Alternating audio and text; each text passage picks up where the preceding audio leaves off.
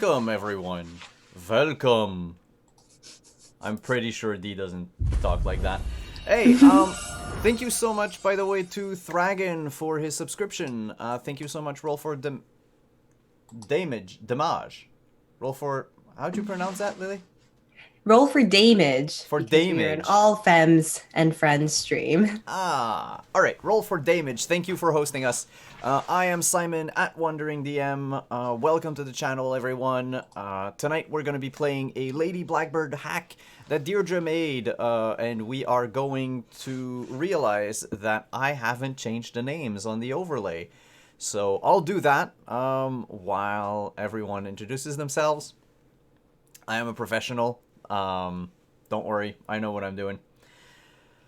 So, yeah, let's just go around the table, introduce yourselves, tell us who you are, and who you'll be playing tonight, and then I'll circle back to myself as I'm frantically trying to change the names. So let's start with Deirdre, and then we'll go clockwise around the overlay. All right. Hey, y'all. You know me. I'm at Deirdre Donlan on Twitter or Praxagorthesmephoria as you see me hang out in the Twitch chat. And I get to be the DM for this game, and I don't have to roll any dice. So I love this. It'll be great. This is a hack of John Harper's Lady Blackbird with, I'm going to pull it up so I have it sitting in front of me and I can say this correctly because I've been known to mispronounce things and I will mispronounce names. Hideyuki Kikuchi? Vampire Hunter D. I probably butchered that. I'm very sorry if I did. But this will be a lot of fun. I can't wait to see what goes everywhere in this. And then I think it's Lily. Yep. Oh, you're muted. Damn it. I could have sworn I unmuted that. I was so ready and then I wasn't. Hi, I'm Lily. I'm new to this channel and apparently to using my microphone. It is very fancy and new. My name is Lily. I'm on Twitter and Instagram, just a little nerd. I am the DM of a stream called Roll for Damage, which is a Femmes and Friends stream for D&D 5e and starting to do other things. And I will be playing tonight Cecily Romani, and she is a sassy, powerful, confident young woman in her 20s, an engineer who knows secrets of ancient artifacts and will be employing those secrets, hopefully to very useful effect. And I'm so excited to be here. All right, Pope, you're next. Hey, everybody, Pope here. Oh, there's a story behind this entire game. It is a delightful story. We'll get into it in post. I am so damn happy to be here. I get to play Baron Meyerling. I am just, like, I'm trying to restrain the inner fanboy that is just screaming with delight and running around, like, waving hands in the air, giddy. I'm so happy to be here. I'm so happy to have you all with us. We're going to tell an amazing story tonight. I cannot wait. Thank you. And Cleric. Hi, I'm Kat. I am at Cleric of Cord, and I am Strider, the true badass of the group. I am here to make sure that Firling and the others stay alive, as long as they pay me. But I think we'll be all right. But yeah, there's a great story behind this, and you're going to want to stick around and hear it. So thank you for being here tonight, guys. People, folks, y'all. Thank you all four of you for agreeing to participate in this game tonight. Like I said, I'm Simon. I'm gonna be playing D, the titular vampire hunter. I don't have a face on my left hand right now, but I don't know. I'll find a way to draw a face on my hand before the end of the stream. Before we begin, I just want to say thank you to all of our sponsors. We have Mage and Press, the makers of Dark Matter, that we play here every Tuesday. If you like D&D and you like sci-fi, you can check out store.mageandpress.com and use code WanderingDM to get 15% off anything that you buy. Thank you also to Found Familiar, the great coffee company. Hello, Grant. Great coffee company. They make excellent blends, and you can use Wandering DM to get 10% off the coffee that you buy. I normally drink a copious amount of coffees on stream, so now that I know them, I have like tastier coffee. And also, if you're in the States, you get you get free shipping for orders over $50. And last but not least is Dice Envy. If you're into shiny math click-clacks and you want to get something for someone for the holidays, why not look down at the panels and click on Dice Envy and go check what they have, because they're awesome and their dice are beautiful. And that is all for me. Why don't we jump into it? Well, if we're going to jump into it, we should set the mood, right? And the best way to set a mood is with a little bit of music. So if you have Roll20 open, it should be playing some nice, appropriate sounds for you. This is a interesting world and an interesting time in it.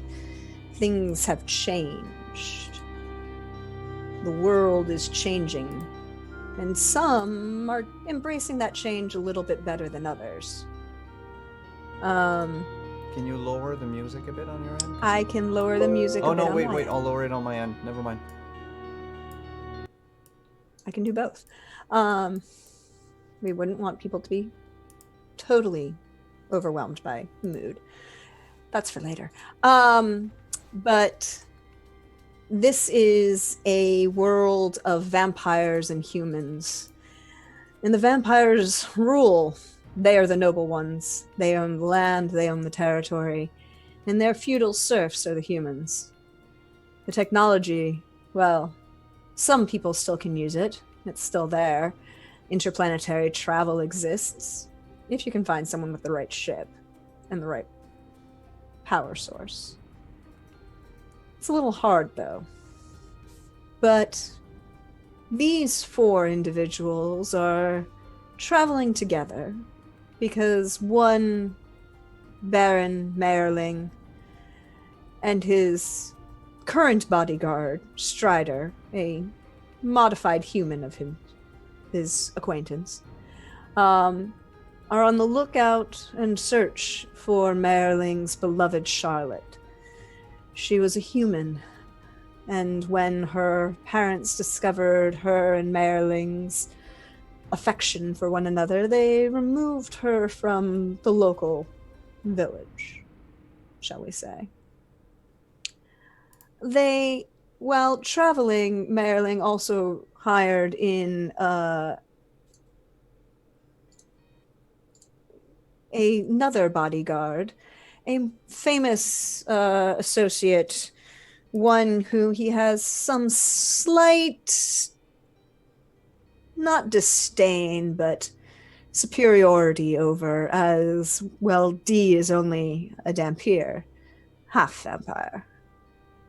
Made a name for himself in the hunting of vampires and will pretty much do anything if there's coin involved, if it doesn't violate his own personal code and moral upstanding sensibilities.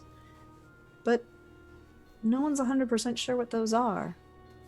And D is accompanied by his associate, Cecily, an engineer, a scientist,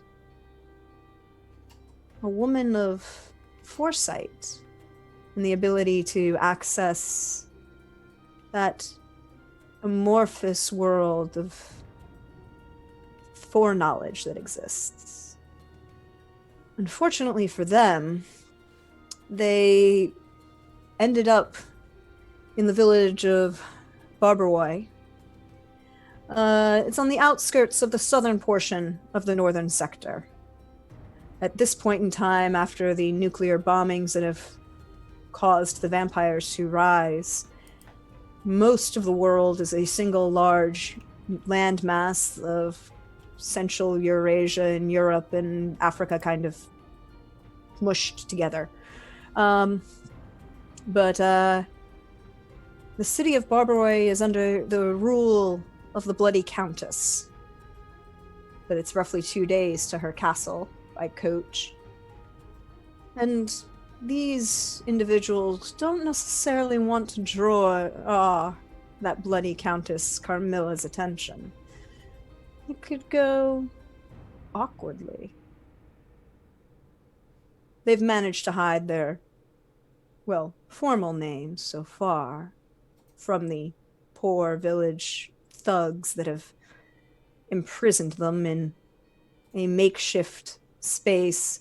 Really, it is only the basement of the local tavern that they've moved the extra wine casks and beer kegs out of, because it's the biggest, it has the door with the sturdiest lock on it. That's where you all are currently. The sun has begun to set. You know that after it's been a day so far, and the village has run off to go after and inform the Countess that they have captured interlopers. You know it's another day before they would reach the Countess, so you have some time. Aside from a sturdy wooden door with iron crossbars and the stone foundation floor walls made of cobblestones, fieldstone. The floor is dirt packed, and there's a small window just about the top of the wall, maybe a foot, 14 inches in width by about 2 feet long, with some iron bars across it. You can just barely make out the setting of the sun behind it. What would you like to do? I feel like Cecily would be taking stock of the room around her, especially focusing on the exit/entry points, the doors and the windows, and trying to think, is there anything that I can do here to fiddle with these things or perhaps sabotage them in order to get out? And to my colleagues, I would say, I really do hate being stuck in one place. We should get moving if we're going to intercept the interlopers before they get to the Baroness. I really hate they took all the alcohol. Also that. I have an ability called Secretive Researcher where I can find information about anything anywhere. Could I find information about perhaps how the mechanisms of the door would work so that I could take it apart and get out?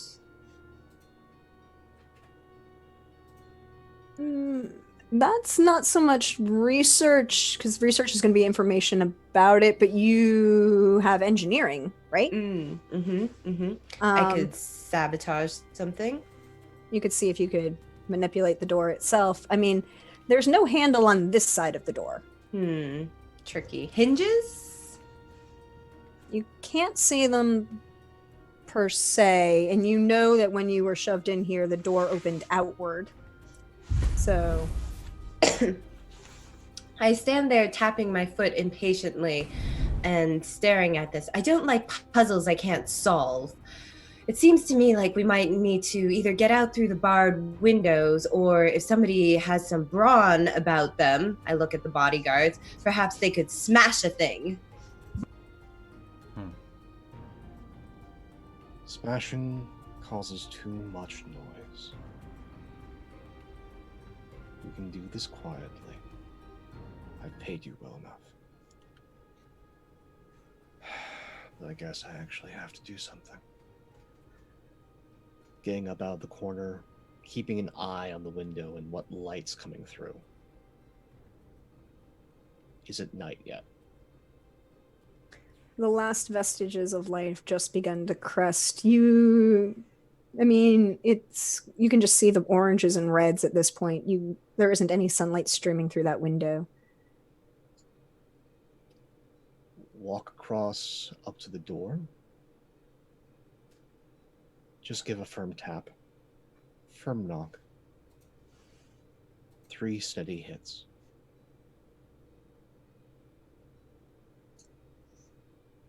The sound resounds out. You can hear it echoing in the stone hallway outside. There doesn't seem to be an answer yet. Gonna stay near the door, listening, waiting for someone to come by. If not, I'll get out of the way. We have. I'm presuming we don't have our weapons or anything like that with us. No, you don't have your weapons. Well, not the, The ones that they found. yeah. They did not. Admittedly, Strider is that very classic trope of every time the guy said to empty your pockets of weapons, there are just more appearing on the table. But they took most of your weapons. They did not strip search you, but they took most of your weapons. Almost all of them. The very big, obvious sword that both of you and Dee carried, the rapier at Merling's side.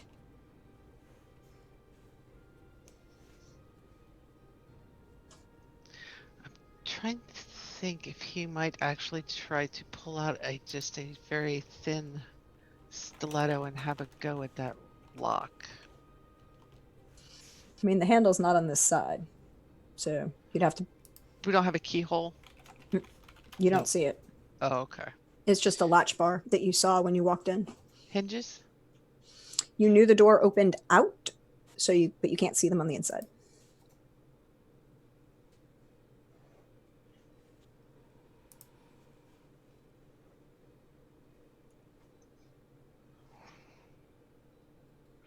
I'm gonna go examine the window. How well set those bars are in the wall. Sounds like you want to see what you can get from that. I'm sorry, I blanked for a minute. I lost sound for a second. Nope.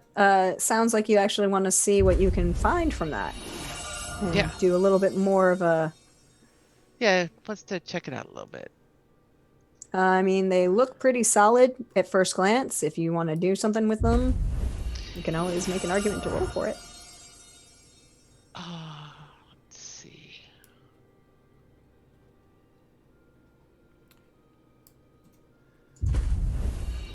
Well,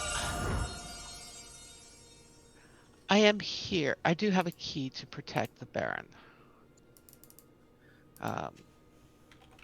And I need to make sure that happens. Can't do that if we're in jail waiting on the countess. So yeah, let's see if he can work those bars, see if he can kind of see how well set they are, how firmly into the cement that they might be set. So what would you use for it? Let's go with Guardian.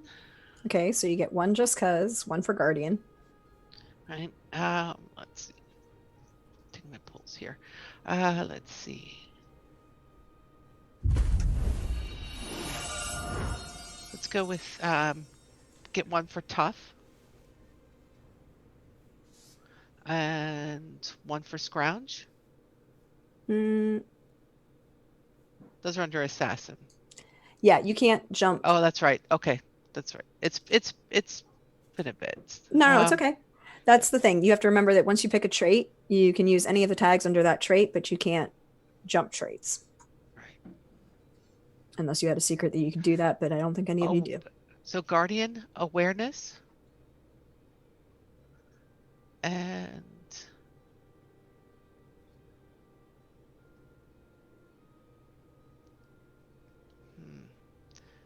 the Delay or Defend.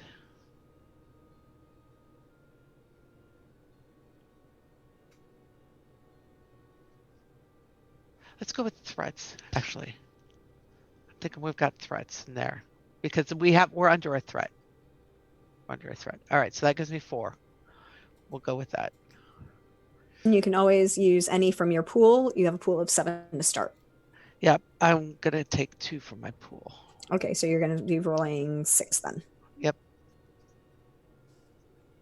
I'm going to say, I mean, it's an older building. I would just say this is, 3. Okay. Nope. No, unfortunately not. You rattle on the bars. You can hear them shift a little in the stone socket, but they seem to be pretty well wedged in there. It does make a little bit of noise, and you can hear on the street something moving from outside the window. Can we all hear that? What can I see since I'm there at the window peering out? If you're on the window peering out, you can kind of see that it's actually a window well. So you see light, but you don't really see anything above the dirt that you can see.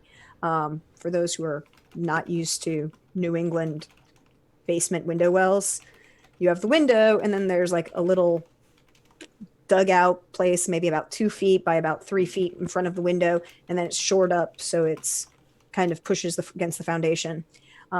It means that it's technically an emergency exit if necessary, but it takes a little, you can't really see anything outside of it.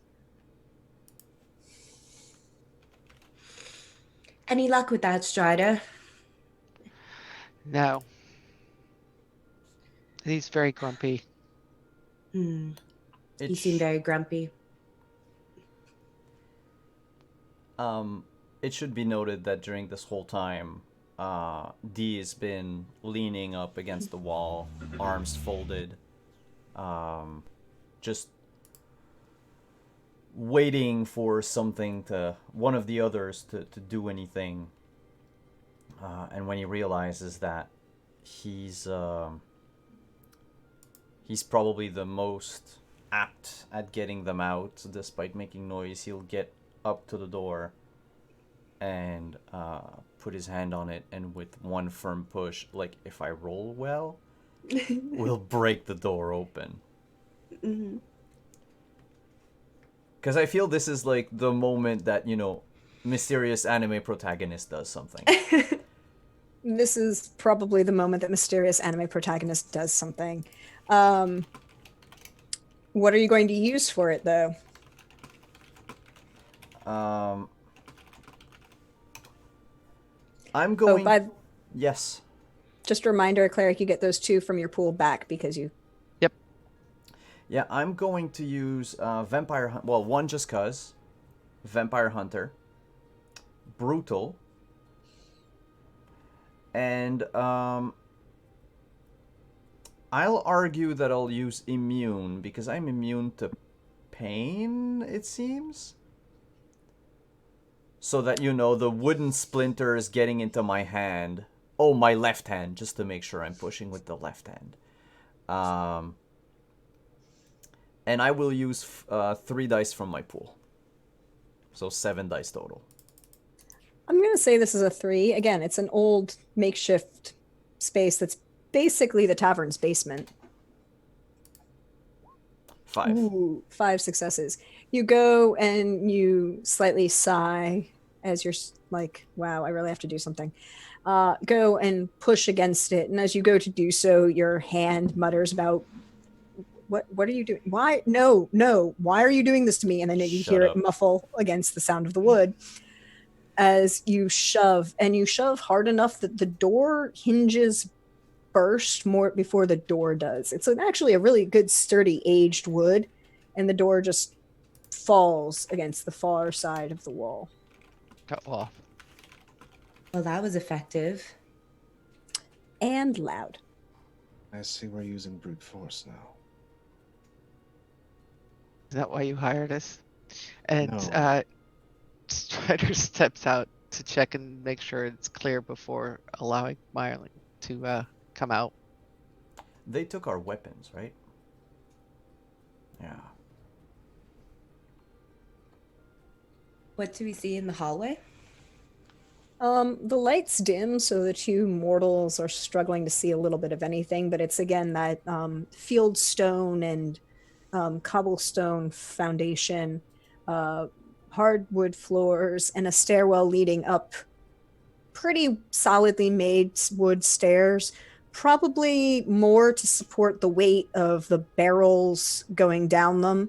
And you can see that they kind of go up about 4 steps and then turn to a 90-degree angle to go to your right, and go upstairs. You can hear now the sounds of a large number of people kind of assembling upstairs.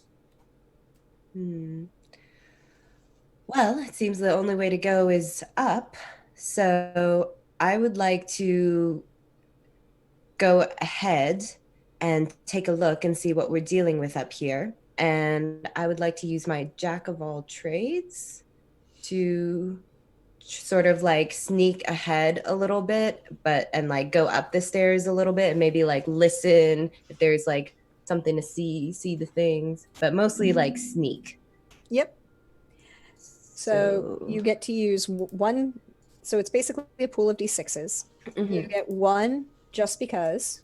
You get Yay. one for the trait, which is jack of all trades, Mhm. and then you get one for each tag that you can make an argument for.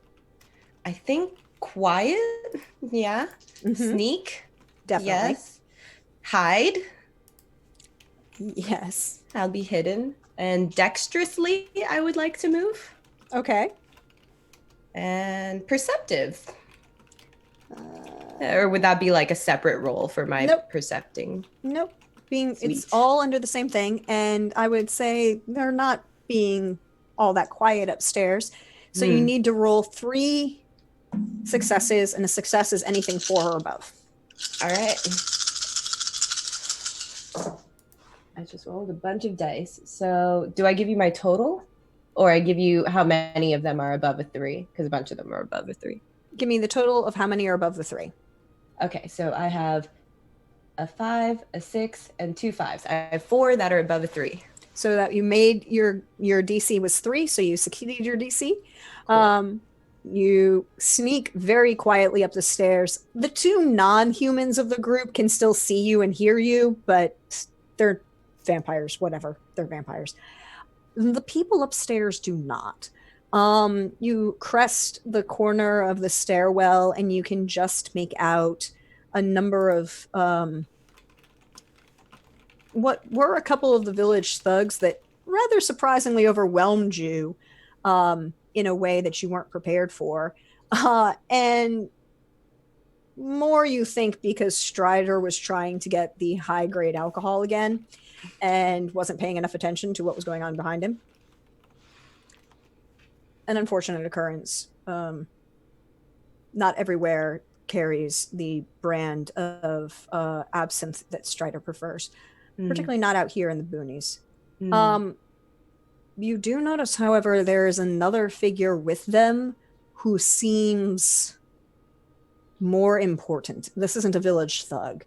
This is a woman figure, you think. Tall, slender, her hair is very long, but that very tight-fitting leather bustier that she's got has definitely made sure that all of her assets are in the right place. And the coat that hangs down around her is very well made, very well tailored, in a bright, vibrant red. Her hair is black and pulled back in a very severe kind of braid that hangs about to her waist. And you see a thick leather gloves on her hands. You can't really make out if she has any weapons per se, but she's definitely not, these are local village folk. She don't belong here. How many thugs were there? About 5 or 6-ish. Okay. But all right. Do they appear to be sort of like celebrating, eating, just mulling no, about? they seem to be kind of reacting as if they all heard a very loud sound, but they aren't sure where it came from. Oh, okay. Well, I'm going to skedaddle back to everyone and just sort of like be like, All right, so there's a lot of village thugs up there and a woman that looks pretty important, and they seem to have heard us, so we should probably come up with a plan about kicking some butt soon, because they're going to come down here. Staircase, feed them one at a time. Choke point, I like it. Maybe the strong ones up front first. I'll watch from the back and have your back. If things get messy, then yes. If we can do this peacefully, I should. Just, if I get loud, that's when you should come up, and then I will fall back down the stairs. Roger that. I am just going to, like, full on anime villain, just confidently step up the stairs, go full on, I do not care who you are, I am majestic, I am amazing, and just fill this stairwell as I get to the top, just stare at the room, and try and lock eyes with, obviously, the woman in charge. Strider is long-sufferingly right behind him, just out of sight as he crests the top of the stairs.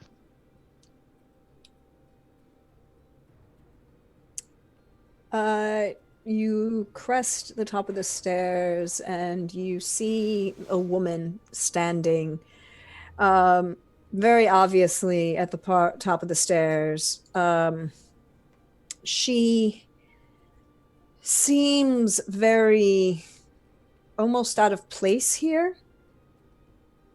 And while most of the thugs kind of immediately react by drawing their weapons and turning upon you, not that they have much more than basic clubs, although that one guy has a very interesting some sort of firearm that you're not 100% sure he knows what he's doing with because he's holding it slightly awkwardly, but you're pretty sure that's wasn't originally his, and it might be a little dangerous for everybody involved.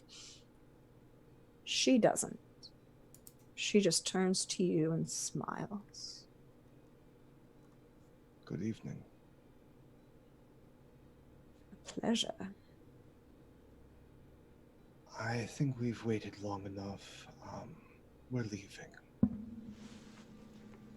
Yes, you are. The Countess sent a ride. Would you like to join me?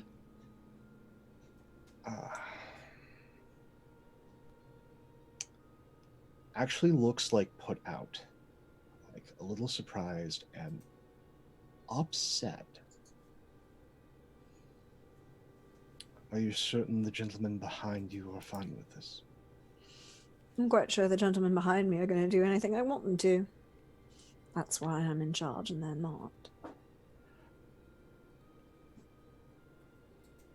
I'm gonna do something dumb here. Embrace the dumb. I'm going to look at the guy with the firearm that he most definitely should not have. And I would like to use Greater Noble Vampire. Cool. What would you like to do with your Greater Noble Vampire? Use telepathy. Tagging also, since I'm confident with resistant and regeneration, I can survive what I'm about to do. Okay. As I'm just going to reach out with my mind, just giving this guy a look in the eye and going, pull the trigger now. Well then, I'm going to say that you need to roll You've got 4 dice that you're rolling. Mm-hmm. You need 4 successes. Okay. Let's burn 4 of my pool. Okay, burning 4 of your pool to bring you up to 8. Yeah. Because Oof. there are other things going on. Ooh, no. You reach out mentally to order this peon, as you've done many a time before. Humans are, well, quaint, aren't they? Mm-hmm. and you feel something like your telepathy just fall over glass. Like there's something in the way. And the woman just smiles a little bit and says, Baron, it's quite rude to play with someone else's toys without permission.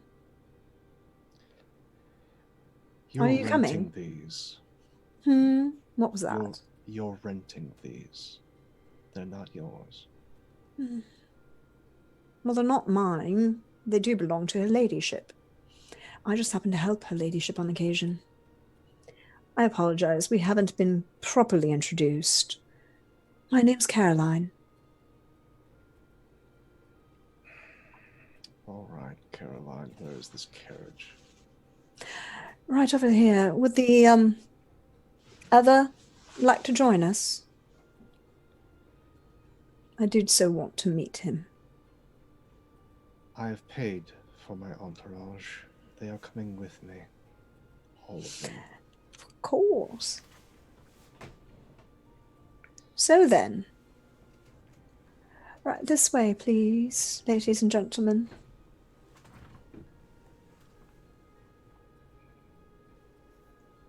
I'm just gonna walk out to the carriage.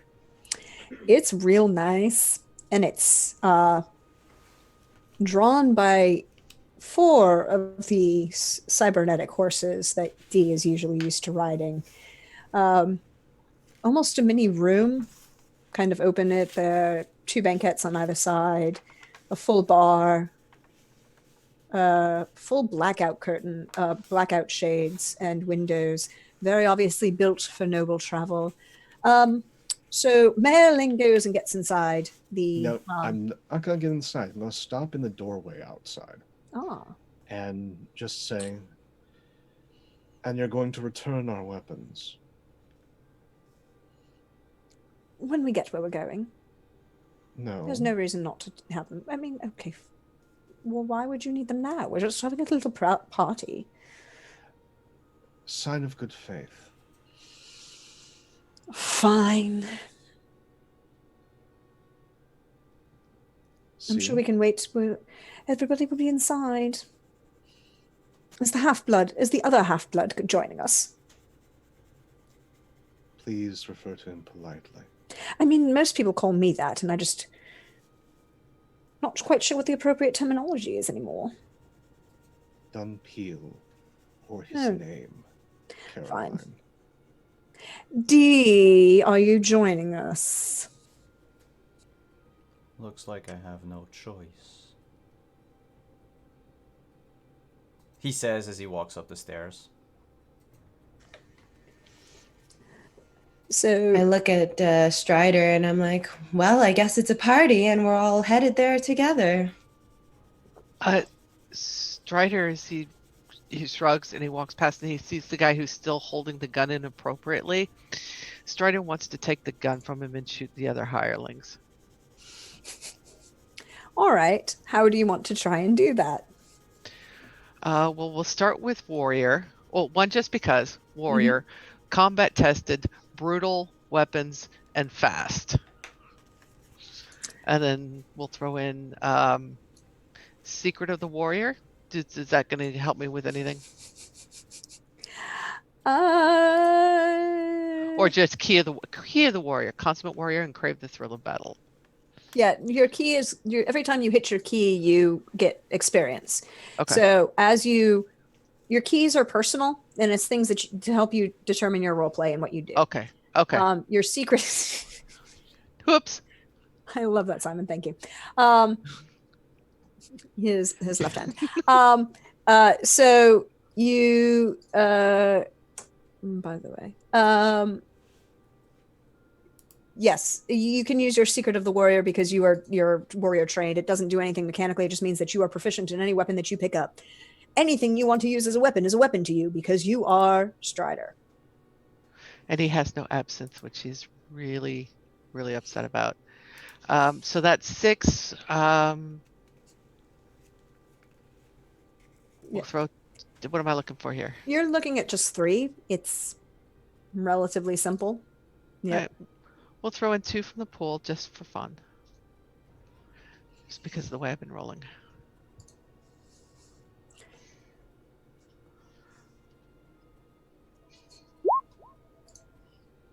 Yeah, that's what I'm talking about. Ooh, 6 successes. You reach out, and he's mildly unaware. Caroline has been in charge and has apparently negotiated for you to leave. So he's not really on guard the way he should be, particularly with a weapon that it's very obvious he's not comfortable with. Still not sure where he got this one, but it looks really nice. You reach out, pull it from him. Now you want to turn and shoot whom? I take it. I take the gun from. Strider takes the gun from him, and he goes, "Don't play with toys you don't know how to play with." Bam, and then just bam, bam, bam in rapid succession, headshots everybody. Cool. You do this. It's everybody in this bar who's not, well, Caroline, is now, well, Dead. bleeding, dead on the floor. It's going to stain this very nice wide plank oak hardwood floor. I mean, there were some minor scratches, but it was pretty well nice. And now it's just going to be, you don't want to be the person cleaning that up. Nobody wants to be the person cleaning that up. He's gonna grab a decent-looking weapon, and he's pointing the gun at Caroline, going, "I don't suppose you'd go get our weapons now." No, not really. Can I shoot her too, boss? We're going with her. All right, just tell me where the good absinthe is. Well, there's some in the carriage right over here. All right. I assume then you're Strider. That's who the absinthe is for. I have appropriate refreshments for the good Baron and D. Miss Cecily, correct? I apologize. I don't know exactly what your preference of refreshment were, but there is a fine selection of wines and other things. Her ladyship did want to be polite. Well, like I said, it's a party, so we gotta go attend it, I suppose. And I will gracefully step into the carriage and grab whatever bottle and just think to myself, oh my goodness. Can you roll me a D2? Just for the hell of it. Mm-hmm. Learning how to use roll 20. D2. Aha. No. Oh, no, backslash R. Mm-hmm. Space D2. Ah. Aha. Aha. You pick up a bottle of very nice red wine. Beautiful. It'll match the floor that we just left behind. And I'll just take a swig right from the bottle. Do you have any comment, or do you get in the carriage as you walk through the bloodfest that Strider has just left all over the place? As Dee passes by Strider, he'll just nod slightly and whisper, "Nice mess."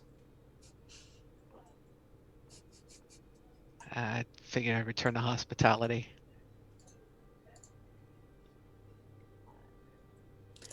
Well then, if we're all ready, after you. Oh, climb on.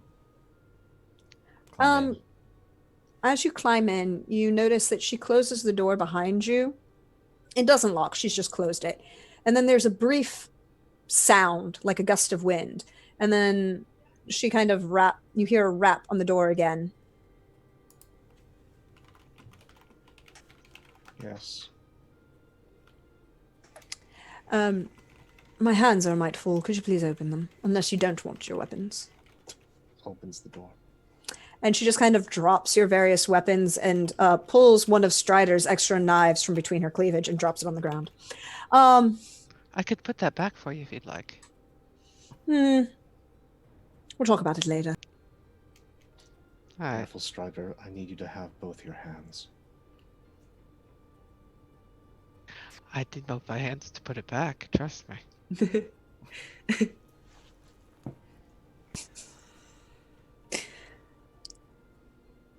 Mildly entertaining, this one, for a human. Now then, if we're all ready, her ladyship awaits. Any last-minute comments, opinions, people you want to kill? No. I don't have any comments or opinions, but I would like to search my memory and see if I've ever researched the Baroness's people or contacts and see if I remember any Caroline or information about her. Yep, you can use Sure. your researcher for this one. All right. And that would be my trait. Okay, cool. So Yep, one just 'cause. researcher. No, so you get one just because. researcher. Data. Yep, everything is data. Yep. Search, like searching my memory. And what are the ones that are in brackets? Is that Those are tags that you haven't unlocked yet. Each time you hit Okay. a key, you get experience. You can spend 5 experience to unlock those traits or to do other advancements. all right? Myths. That's a possibility. Mm-hmm. And I think those are all of the ones that will make sense currently. Yep, because you have your secret of the researcher, it's less about your success and more about how much information you're going to get. So just tell me the total number of successes you get, and that'll give you a rough idea of how much information you can. All right. So if I do /R 5d6, will that do what I need? Actually, if you, yep, Oops. No, that that's works. That works. So you got 3 successes on that one. Wait, didn't you? Yeah, you got 3 successes on that one.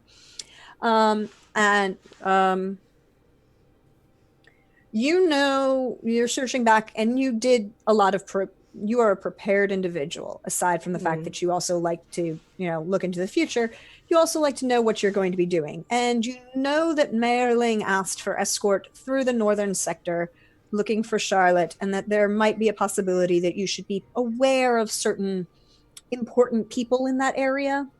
The Countess, the Bloody Countess being one of them. This is not the Bloody Countess. This is Caroline. Caroline, how is like D,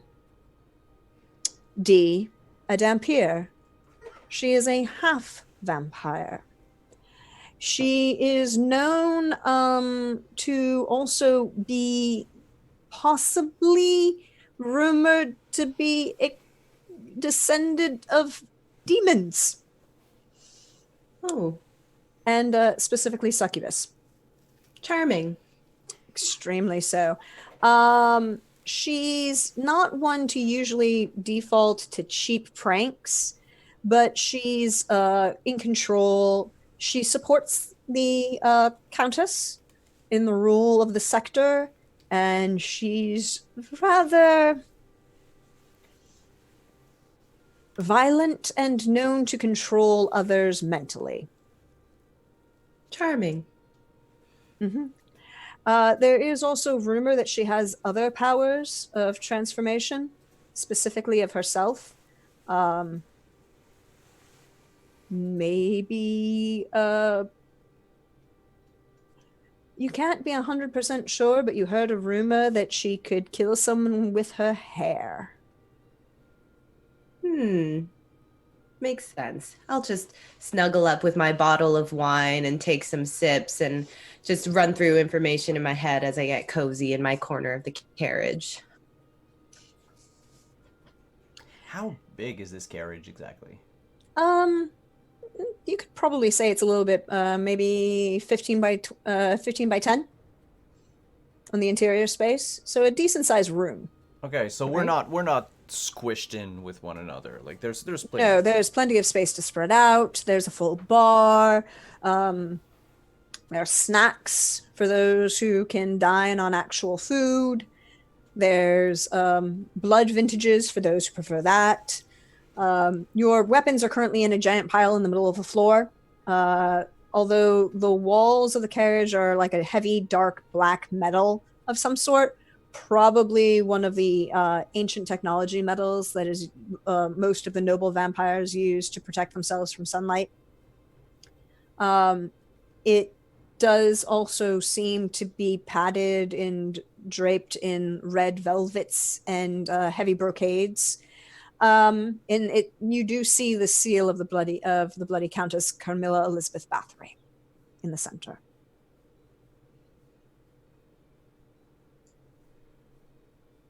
All right, I'll take up my sword and I'll look at Caroline and ask.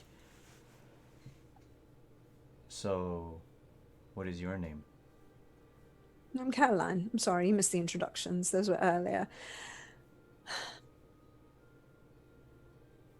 But if we're all ready, her ladyship awaits, and apparently there's a limited time on this whole thing. I'm not 100% sure. One last thing. Have you seen a young woman? Her name is Charlotte. I see many young women, and they kind of come and go. Can you give me a little bit more of a description, darling? Blonde hair, radiant beauty, blue eyes. She went missing from her village about 5 years ago. It's rumored that she's up here in the north. Well, I can't say that her name comes immediately to mind, but her ladyship does invite many of the local young ladies to attend her, and I know that she's quite fond of it. Was there something else, Baron? No.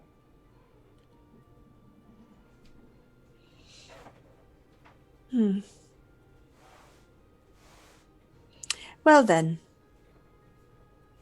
there's lifeblood in the chalice to your left, if that is your preference. Appears Miss Cecily has found the good red. Told it's a very nice vintage. But we should be at the castle in a mere hour, maybe two. Do settle in. None of you get motion sick, right? And she kind of closes the door, and you hear her jump up on top. And you hear her just kind of rap on the top. The room begins to shake and levitate. And then you feel full propulsion as things start moving at quite a bit of speed. And Cecily, you're an engineer, and you would say that there is no way this is being drawn by horses. And if you are definitely 100% sure that aeronautics are involved and probably some form of propulsion. There's a little bit of sloshing, but for the most part, the equalizers are doing pretty good. Well, it's been a long time since I've been flown to a place before. I must say, this is quite the extravagant luxury, it seems. Carmilla's old. Old and powerful. This is but her showing off. She's got great taste in drinks. Strider currently has a very elaborately worked dagger between his teeth, presumably the one that was removed from Caroline's cleavage, and is cursing under his breath as he is balancing a glass, a bottle of absinthe, a strainer, a sugar cube, and fire as he's trying to prepare himself a drink. And this thing starts shaking, and he's like,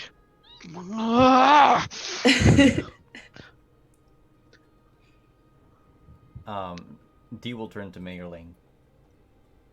Mayorling,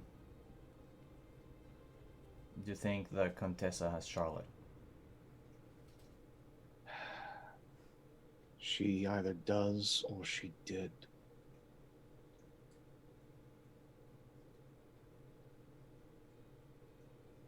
Let's hope nothing happened to her. Let's hope.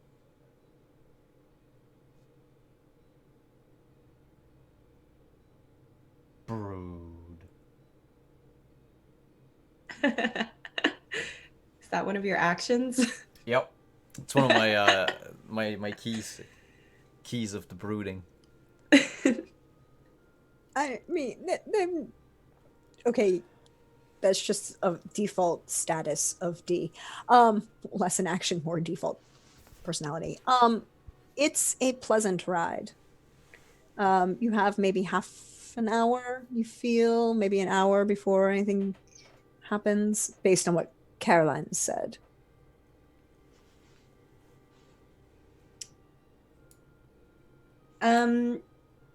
Is there any visible tech inside of the carriage? Like you mentioned aeronautics and that sort of thing. Is there like a control panel or something that I can like get at? Um, Or can I look for one? You can definitely look for one. So I'm going to have like the bottle of wine kind of, I'm not sharing it with anyone. Like nobody should have bothered asking or even questioning that. And I just have it sort of like tucked under my arm as I start to like shakily like move around the carriage and pull back some of the curtains, tap some of the walls, looking for hidden panels. As you do, you would find one hidden panel, basically set in the middle of the banquette of seats that's facing backwards, that are against the. So you have one banquette that's facing forwards in the direction the carriage is moving, and the other one that's against the other wall that's facing backwards. You find one panel that's actually very intricately painted with the Countess's ornate seal. Well, this seems fun, and I would like to try and like pry it open. But I really feel like they could improve some of the equalizers in this. I don't know if any of you are uncomfortable with all the shaking, but it's spilling my wine everywhere. It's ruining my shirt. Let me just fiddle with this a little bit. And if I can pry that panel open, perhaps with a dagger or something, I would like to. You don't even need to. It's a nice push release pop. Oh, convenient. I love it. I would like to pop it, and I would like to try and modify some tech and hit my key of the engineer. What would you like to do to this tech? I want to see if I can improve the equalizers or the stabilizers so that it's less shaky. Okay. Because, you know, she's old. Her tech is probably old. She probably doesn't have a genius engineer like me to improve these things. All of these are very true, and she's a vampire, so, you know, her perception of things is entirely different. So she might not even notice. So I'm going to say 3, because you know what you're doing. So engineer, I will... 1 just cause, 1 for engineer. And then engines? Engines, efficiency, spare parts, computers? You can't see a computer in this. This is more mechanical. It's not a computer? Okay, cool. Would this be a repair? Wait, did I already say repair? You didn't say repair, so yes, you could say repair. Repair, engines, efficiency, spare parts? Any so you're parts at 6. 6. Yay. Again, 3. If you want to do it easier for you, just a FYI, on your character sheet, if you click in the tab that says character sheet, in the very center, it says roll. Click that and just enter the number of d20s, and it'll. There you go, 4 successes. Cool. It takes you a couple minutes, maybe, mostly because you're dealing with older wires and it's a little bit hard to move things, particularly as you are moving at speed. And I don't want to spill my wine. And you don't want to spill the wine. No one wants to spill the drink. That's just, no. But you manage to adjust the flow of the intake, reposition the stabilizers, and you realize that a couple of them had actually been turned off at some point and never been turned back on. And you feel the ride just even out. Everyone else does. It feels like smooth sailing off of pure glass. And you even feel like it might be going a little bit faster. Nice. You improved things. Would that be one of the things where I could hit my key of the engineer because I modified it? Okay, cool. Yep. So you mark XP for that. So you get 1 XP for hitting your key. And I will do that on my character sheet, I think. everyone feel a little more comfortable? I know, Strider, you know, get your absinthe in the glass a little better. It should be a Yeah. lot smoother going now. You're welcome. He's currently pouring the now prepared absinthe into a flask, and salutes you with the glass, and keeps pouring because he's still got the dagger in his teeth. Absinthe first, then the dagger. I feel like Dee would take his sword and put it upright on the floor of the It's carriage. yes. D, you're muted. I'm muted. Yes. So Your hand is talking to you. no, I feel like Dee would take his sword the moment Cecily is done and put it straight up and balance it on the floor of the carriage, showing that there is absolutely no like rough motions or anything whatsoever, and would look at Cecily and say, "You are definitely a master of your art." Salute with my wine bottle. Take a swig. Hopefully, it'll keep us alive through this meeting, eh?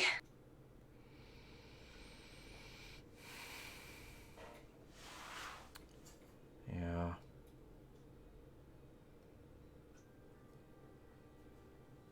If things go south, you can leave me with the Contessa. Roger that. You all heard that, right? Meanwhile, I think as she's been fiddling and everything's stabilizing,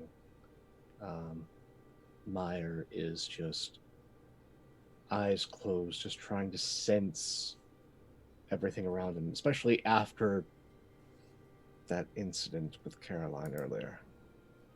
Just sort of poking and prodding, going, does she constantly have defenses up? Caroline? Yeah. Is this a constant thing? Is this interfering with me in any way? What's going on? Like trying to figure things out.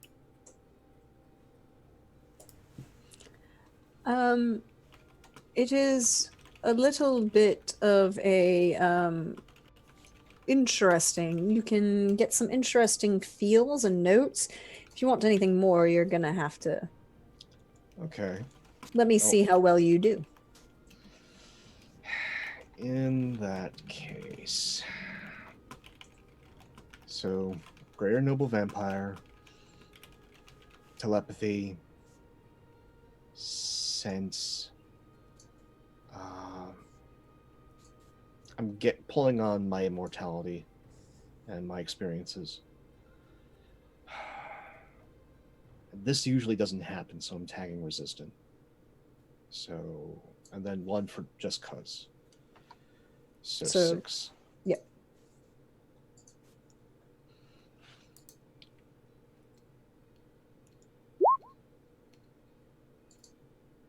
Ooh, 3 successes.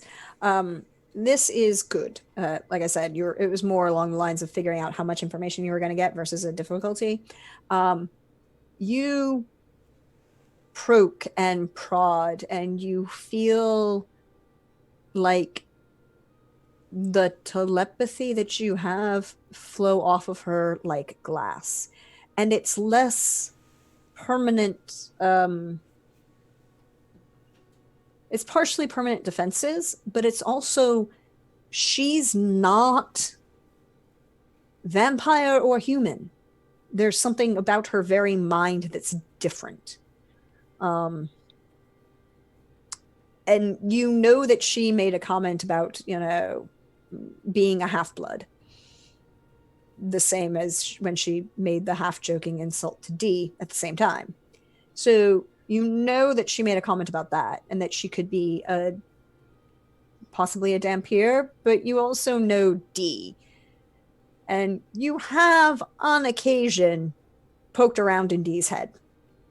Probably not extensively, but you know that you could get in if you put your mind and effort to it, and if he wasn't paying attention.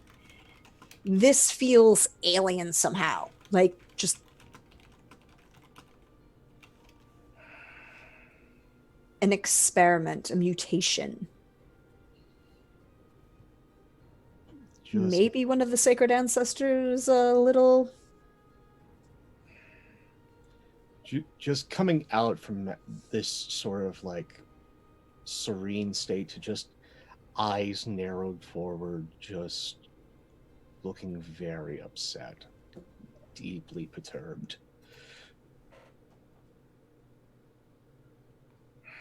Something wrong, Mayorling?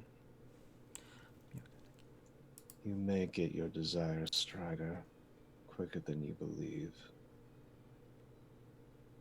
Which one? I've got a lot. The woman.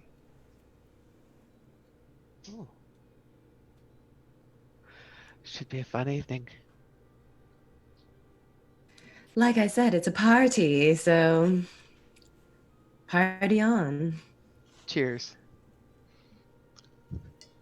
He's now removed the dagger and is currently, the flask is full. He's now sipping on a nice glass of prepared absinthe, prepared properly.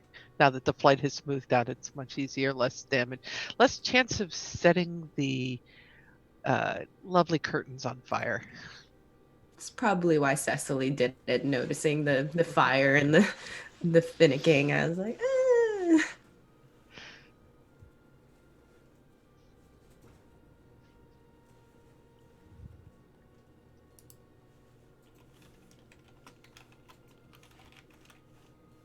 Sorry, I was muted. Dee, you had something to say as you were muted again. I'm sorry. Is everything all right, Mayorling? That woman. She may be vampire, but she's not human. Oh no, I think I heard before that she's actually half succubus. Did I not mention that already? Sorry, I was busy, new technology, always so interesting. But yes, no, I did hear in my research that she's half demon of some kind, probably a succubus, probably can kill people with her hair, very cool. Now you have Strider's interest. Oh yes, she's one of the Countess's, lackeys. She talks about having toys and renting toys and this and that, but she is one of just of her underlings and seems to be quite formidable. Impressive, really. Very. Demons aren't common. She didn't seem to be a very common woman. Seemed quite out of place, actually. No.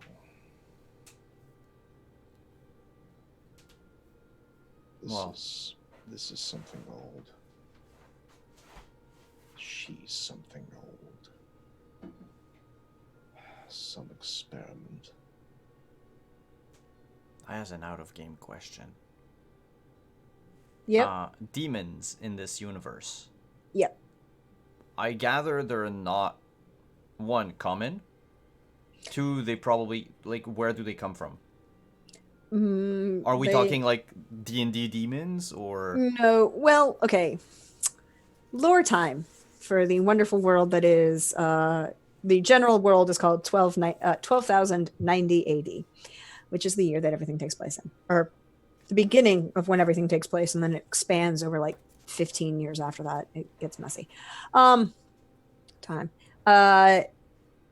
Demons are a term that has emerged over the last 10,000 years to apply to a number of supernatural things that didn't exist before in during the human reign. Maybe they may have existed before and just became more prevalent after the vampires took over, because vampires existed before, even if they were kind of in hiding. They may have. There is also a lot of stories that the sacred ancestor made deals with certain demons and crossbred certain demons and used certain demons as high-ranking officials in his empire that spanned the planet. Because the sacred ancestor, as well as being the lead, the forebearer of all vampires in existence, is also king/emperor, although he's not currently sitting on the throne. He's somewhere in the world, possibly in Dee's left hand.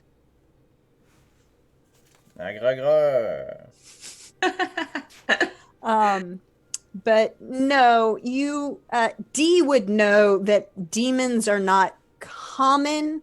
Most people who claim to have met a demon may have met actually a human mutant, as there are many ways for mutations to have occurred. Massive nuclear holocaust kind of causes these things to happen. Okay. But there are actual some sort of supernatural demons that have maybe crossbred with vampires. They're just not usually public and upfront about it. Thank you. So, as you proceed on, it's an hour. You've smoothed out, and you begin to feel things begin to decelerate. Cecily's work on the equalizers and the stabilizers mean that you don't come to a sudden halt and fall on your face, but you do feel it kind of stop almost relatively suddenly. And Caroline raps again on the door. Well, are you coming? Her ladyship awaits. Can I bring the wine? Well, there's more inside, but of course. Oh, all right. I finish the bottle, and I step out. You finished a bottle of wine. That's good to know. So Cecily steps out. Strider will step out ahead of the Baron to make sure that it's safe, just to get a lay of the land. It is beautiful and imposing.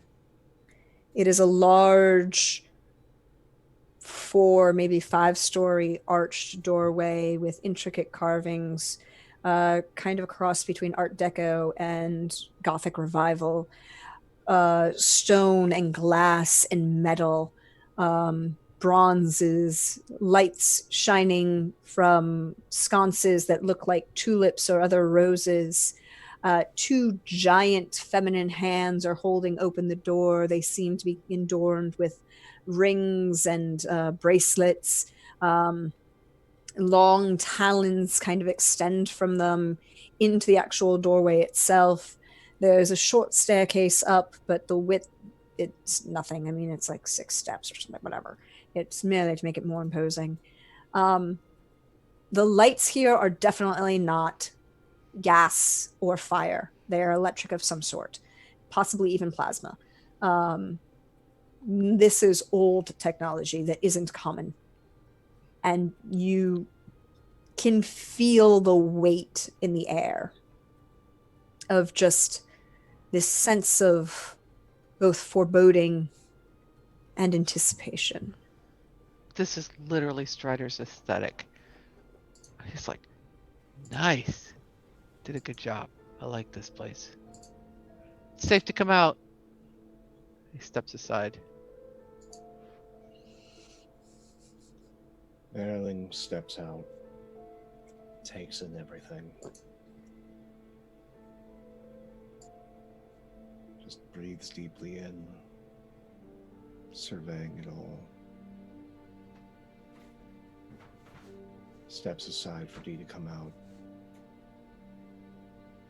If you weren't entirely certain that it would be too gauche for him to even express this, you'd say he was frightened.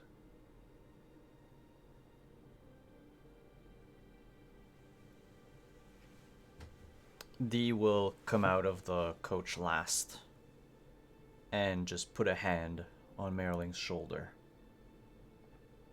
for just a moment and then move it. Perhaps, sensing some of the fear and reassuring Merling that he is not alone.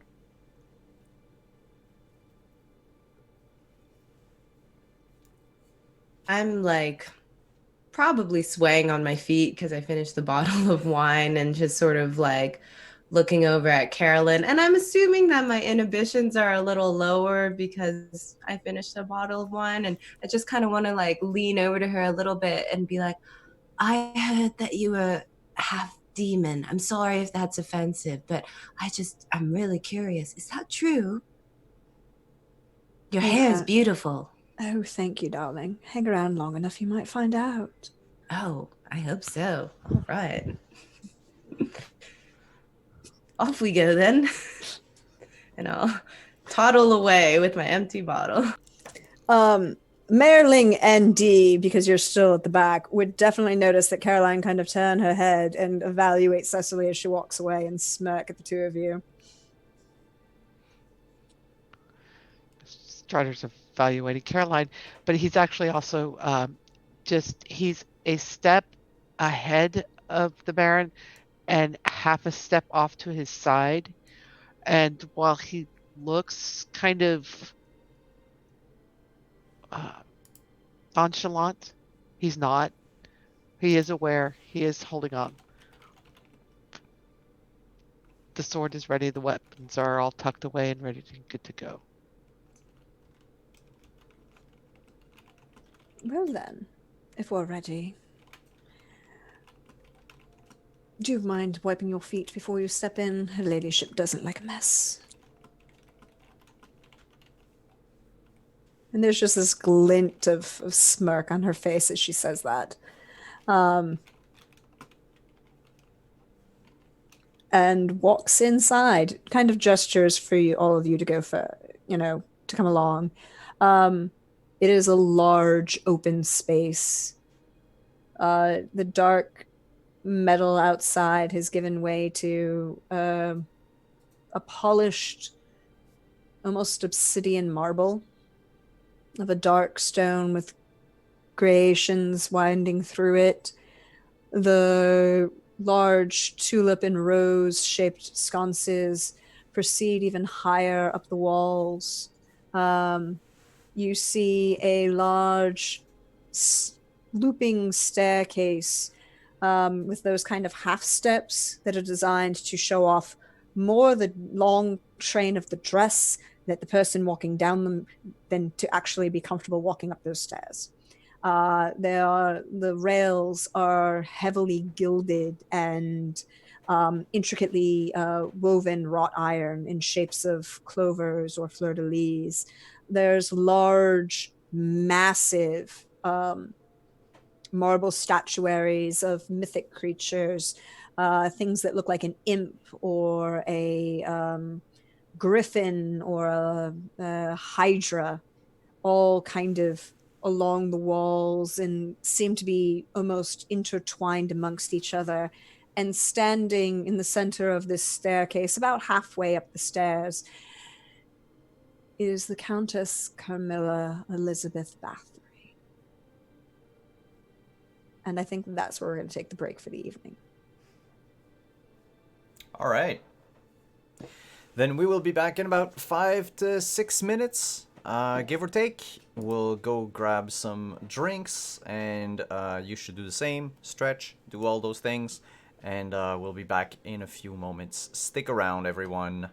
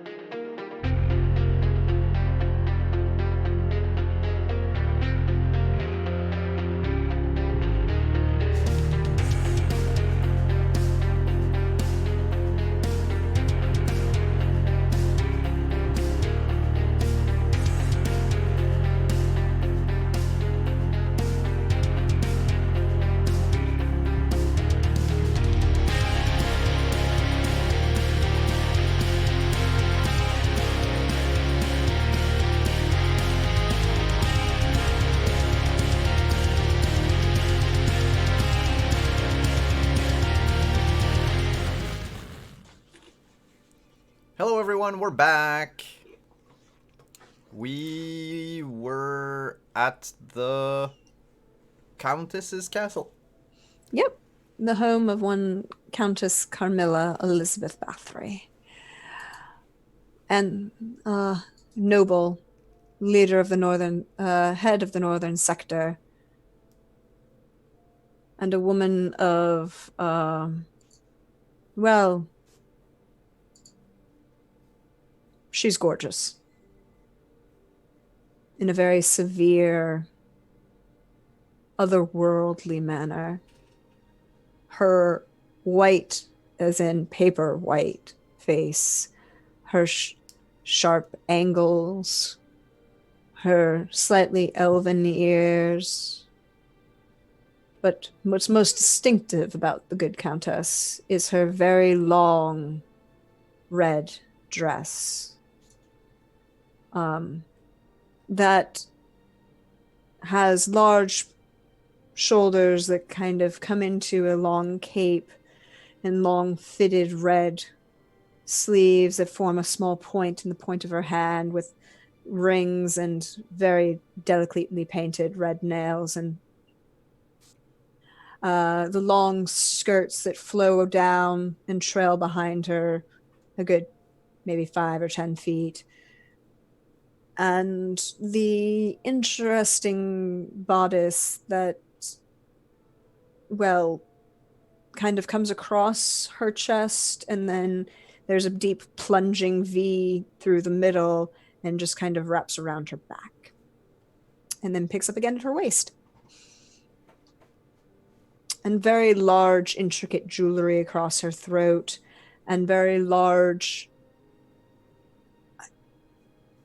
cones, cingulars of red hair. I mean, it's a very avant-garde look, but it works for her. And she knows it. And Caroline just turns and says, Your Ladyship, your guests have arrived. Baron Marling, his associate of some sort.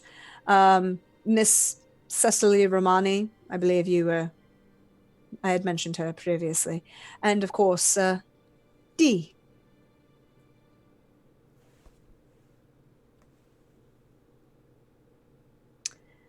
The Countess is about halfway up the stairs, and she kind of slowly starts to glide effortlessly down them towards you. She reaches a hand out as if towards Merling, fully expecting him to perform the courtesies. He does, hesitantly. It's very much, instead of someone who's like trying to immediately ingratiate themselves, especially with someone in a higher station, it's more taken slowly, deliberately, and then goes back to standing. Baron, it is a pleasure. I'm so glad you could join us. Yes. I'm guessing that you know why I'm here. Ah, your lady love, right? Yes. Well, you might be in luck, I cannot guarantee, but so many new charming faces. She kind of smiles at the other three. I shakily drop into a clumsy curtsy and, do one of these. And Countess, it is an honor to meet you. I'm Cecily Romani. I've heard so much about you, and it's really quite, your presence is very overwhelming, I must say. Much more so than I've read in the books. You're a lot better in person. She kind of laughs slightly at that, and there's a slight husky tone to her laughter. It's not mocking so much as, oh, that's so sweet. I do enjoy you, child. Oh, yay. While I'm doing this, also, I would like to have some foresight and Mhm. sort of, you know, get the drop on her a little bit, try and like pierce that cool mask that she's got on. Not like literal mask, but you know, like her thing.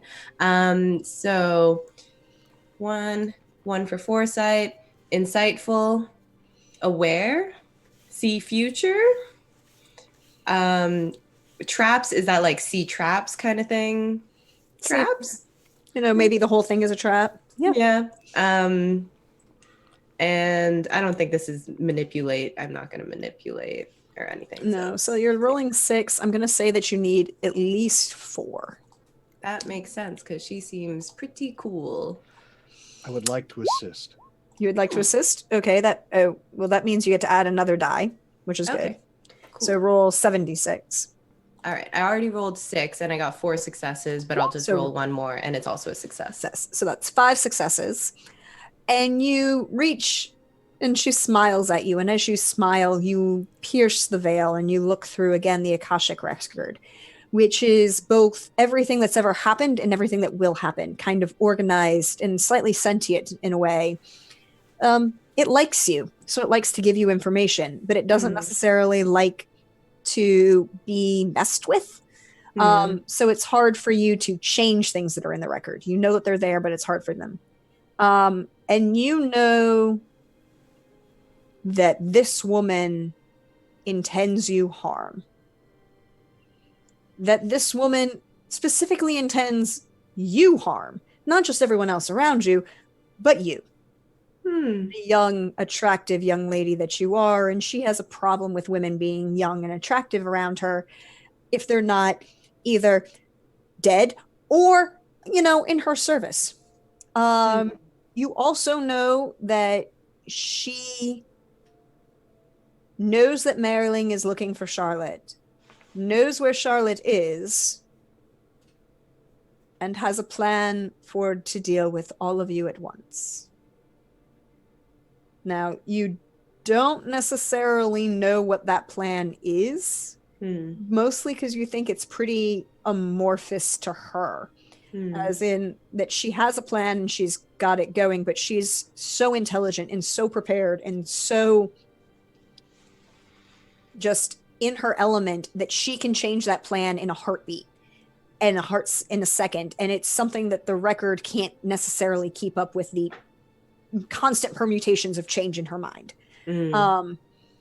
You would also know that she desires she has her plan for Marilyn is probably violent, and she has a very strong distaste for both Marilyn and Dee, and somehow, oddly for a noble vampire, she hates Marilyn more instead of Dee, the half-breed.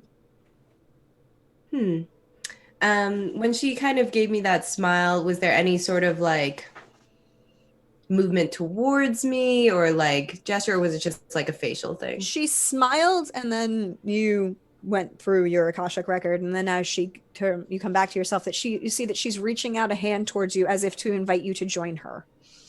Great.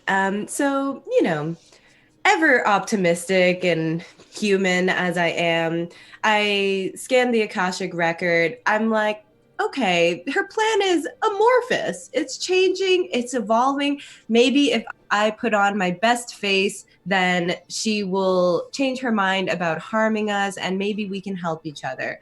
And I would like to hit the key of the optimist, and I would like to take her hand in a very gracious manner and sort of in a gesture that is both symbolic and literal, I would like to allow her to lead me to where she may lead me. Yes, totally hit that key of the optimist. Good things are coming. Good things are coming. She reaches out and takes your hand in hers, and then she kind of pulls you in close and like kind of does that very, very stately noble woman thing of like resting your arm on hers and like kind of patting your hand as it rests on her arm, and it's like, well, gentlemen, come along.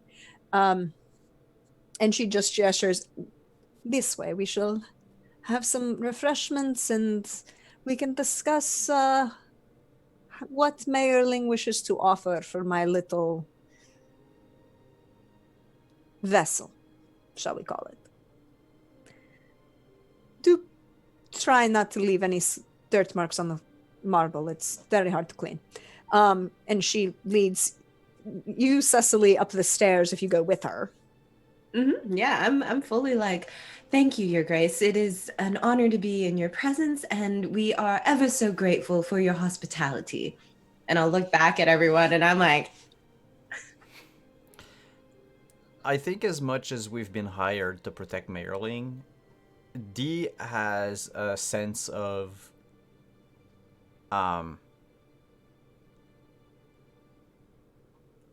words escaping.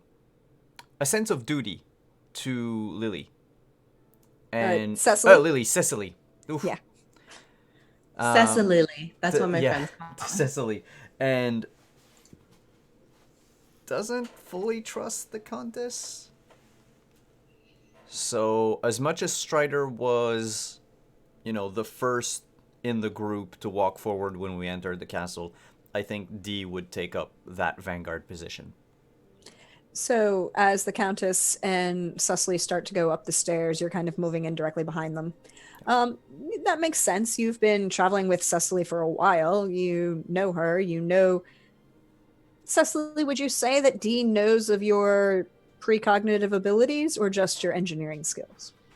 No, I think we know each other quite well. We've been traveling together. We've gone through some things, probably some drinking nights and talking. I imagine I'm a bit of a talker and he's a bit of a listener. I imagine that. I don't really care. Yeah, I don't really mind if he's a talker or not. I'll talk over him if need be. But yeah, I think I would have divulged this with him. Probably not many other people. Okay. So so you are also aware of her certain gifts. So making sure that you're in a way to available to protect her makes sense. Baron, what are you doing? Bristling at the term vessel and letting everyone go up the stairs before I do. I should be more clear. She wasn't talking about that kind of vessel. She was talking about her spaceship. Misinterpretation. But that's also on me.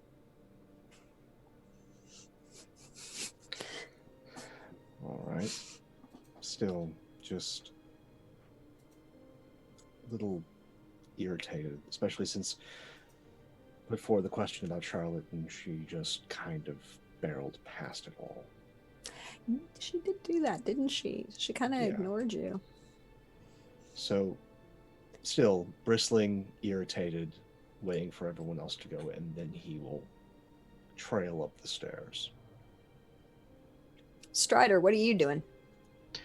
Strider is again that just a step ahead and a half step off to the side, knowing that the Baron is he's good with his rapier. He's not going to get in the way. He doesn't want to be in the way if that weapon needs to be drawn. He knows how this works. He's alert. For all that he seems to be kind of taken with the aesthetic and lusting after Caroline, the Baroness, there's something about her as a noble that just rubs him wrong. So he's also scuffing his heels along the marble. He's not leaving any mud or tracking any dirt in, but he is scuffing his boots along the marble. Just enough to make it irritating. So being that that classic, we all had them in growing up in school, overly polished black shoes that are just going to make that scuff mark on that marble floor in school. Yep. Just that subtle little heel drag that you do. Yep. I'm fully aware. As you process up these stairs, it opens up into, again, these very large, stately space that's overwrought with both emotion and tension. It seems to permeate the very air. You enter into this sitting room of sorts. There are a number of low benches and chairs around there. The Countess Carmilla leads you all the way towards one far end where there's a large fireplace and a very kind of stately chair centered almost directly in front of the off to the side, but in front of the fireplace. In and of itself, it's a, maybe 15-20 feet across, as another 20-30 feet high, massive space, large, again, sculptures, bas reliefs of mythic creatures, but they're odd. Instead of being aggressive and kind of naturalistic as they were in the grand hall that you entered, in this room they seem to be more representations of more humanoid looking figures, male and female, and slightly closer to the more risque appearance. And if you take a second to double look, it like, okay. That's a lot of Kama Sutra on that carved walls that are going on, with maybe humans and maybe not. Definitely some are very obviously noble vampires. So, Countess, I love your taste in art. It's so vibrant. Don't you just? It's my little pleasures, and it's so many people to meet, and then I get to ensure that I remember them for all time.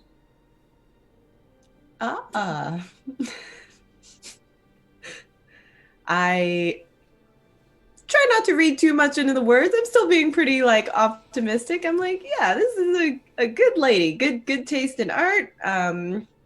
Likes to remember the people she's met. Yeah, I continue allowing her to lead me along. Hell of a scrapbook. It is a little bit of that as well. And she sits very regally in this large, oversized armchair. Not quite a throne, but she sits in it just as regally as if she was a queen sitting on the throne. And she kind of gestures you off, Cecily, to another low armchair next to her. There are a couple other chairs and a little poofy 2-seater couch kind of circled around as like a small intimate conversation space in a very massive room. I mean, this room is overall maybe a couple 100 feet long. It's huge.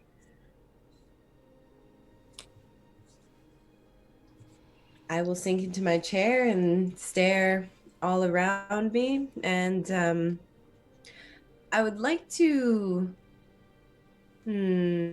actually, no, not yet. I'm just gonna settle into my chair and smile amiably and await her countess to regale us with whatever is about to happen. I'm sure it's going to be great. Does the Baron take a seat? Baron remains standing. Strider will then step that extra half step to fully, so he's no longer kind of half blocking the Baron with his body. He's now off to his side, but is still just a pace forward and will stand as well. And he doesn't look like he's twitching for a weapon, but there's just that kind of finger movement, like he's just kind of doing this, but his hands appear relaxed as they're sitting in front of him, or they're relaxed in front of him, but there's just kind of that little movement with the fingers as he stands there. D will take a seat. D will notice that his hand is oddly quiet, and has been since you entered this building. the low level snark that your left hand has given all of your memory for eternity kind of seems to have shut up for a while, which is odd. There are very few things that can shut that thing up. I'll look at my hand.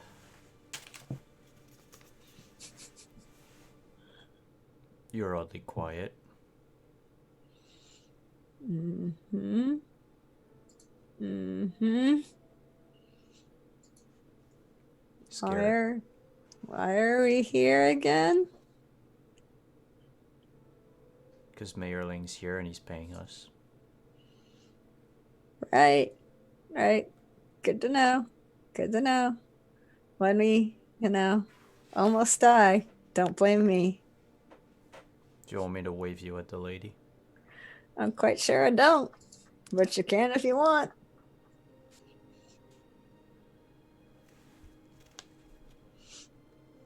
Okay, that was awkward. Let's never do that. No. Let's never do that again.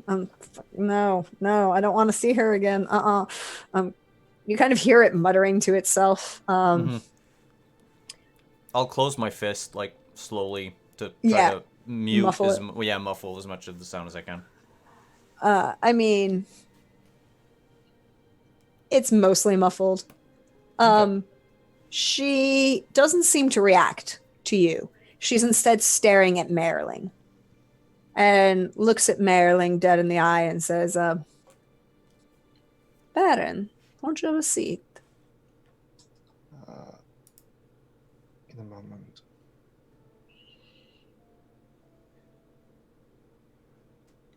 I must insist.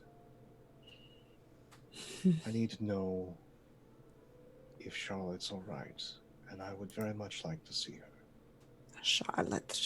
Oh, everything's about the young lady these days. And she snaps her fingers. And the door to her left opens. It's not the door you came in. It's on the same thing. Same thing on the same wall as this large fireplace.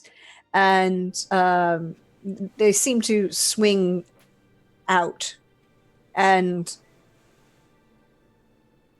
a moment, maybe two goes by, and a figure emerges. A young lady, intricately curled hair, half pulled back, a long white beaded gown, and a smile on her face as she looks at you, Baron Marilyn. It's Charlotte. I gently smile back. I want to believe everything that I'm seeing, very much so, but there's just, with how she said everything, and how rudely we were welcomed in Barbaroy, and considering that thing is here with us, I want to try and see if I can contact her mind. I want to know that that's Charlotte, not just my hopes. What are you going to roll for me? Okay. One just cause. Yeah. Actually, no, I'm going to... This is the woman I love. I know her. I'm going to use cunning. I know being a noble about deception, misdirection, disguise. I know these lies. Strider would like to help. Okay. And I will spend 3 from my pool because I need to know. So that's a 9. I will say that it's a DC 4.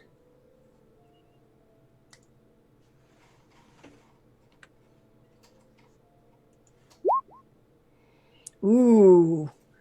Bring it in. You're in very close.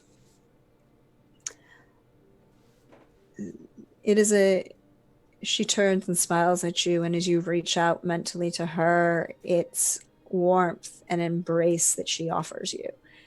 It is Charlotte standing there.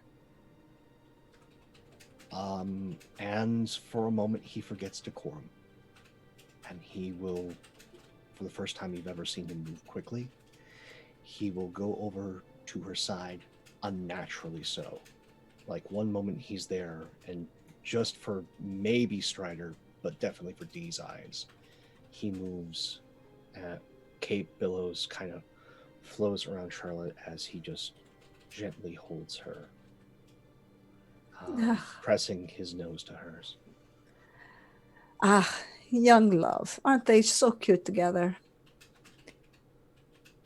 Is the only thing that the Countess says. She kind of just says that to sort of Cecily, but everyone around.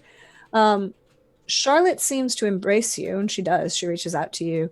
She doesn't seem to say anything.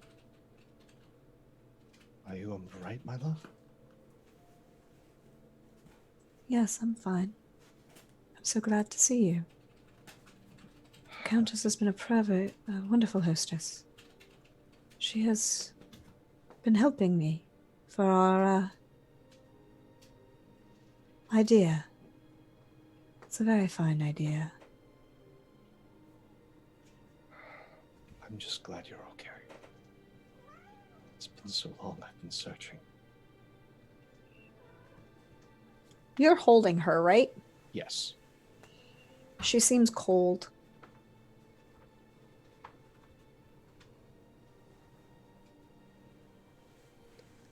Cold in what way? Cold. Cold? Physically cold. Her skin, as you reach to touch her face, is, while she looks tired and unwell.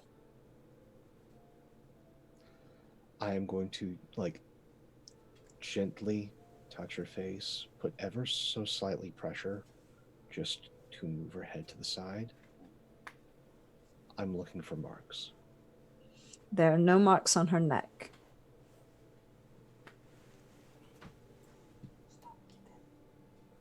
But she doesn't feel like a vampire, but she doesn't feel human warm. Her heart, you can feel it still beating in the side of her neck, but it's sluggish and slow.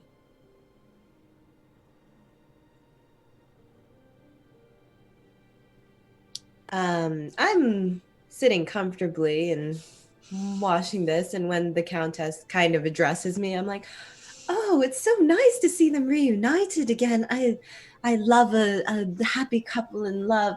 And I'm gonna peer around and take a look at Charlotte, and I would like to foresight again and this new thing. So I guess the same thing, foresight. One just because foresight, insightful, aware, see future, traps. Yeah, all right, 6. You're going to say, again, I'm going to say with this, it's not about beating a DC, it's about how many you get correct, is how much information you get. Clicking roll, and it's not coming. Oh, there we go. 6. There we go. 4. This is Charlotte. She is human, but she's very anemic and very stoned. Like opium stoned? Yes, but without the drugs. Stoned? Okay. Yeah, but without the drugs, probably more mental domination in the form of a vampire who's told you not to care about something. Mm-hmm. And she doesn't, and you are very aware that at this moment, Merling has springed a trap that the Countess has laid. And it's almost too late for him to escape it. I will gather this and just say, Merling, come have a seat, and why don't we hear what the Countess has to say? You can bring your deer with you. Eyes just glistening unnaturally in the firelight immediately shift to Cecil. The stance goes from being, one of immediate love and concern to being on alert that this mortal would dare talk to me in this situation, but also that this mortal would dare talk to me in this situation immediately makes me go, okay, we're all screwed. I was going to say Strider is also at this point I would like to use Keen to get a read on the room, on Marling, on Charlotte, and on the Countess. So what I've got is insightful, aware, coiled, liars, and traps, because he is ready to go, ready to respond to anything that happens. So you're rolling 8. Okay. Right? 1, 2, 3, 4, 5. No, you're rolling 7. Sorry. Yep. 7. I would say DC. You are kind of been on guard all the time. I'd say 3. Okay. You know what? I'm gonna put one from the pool in there. So 8.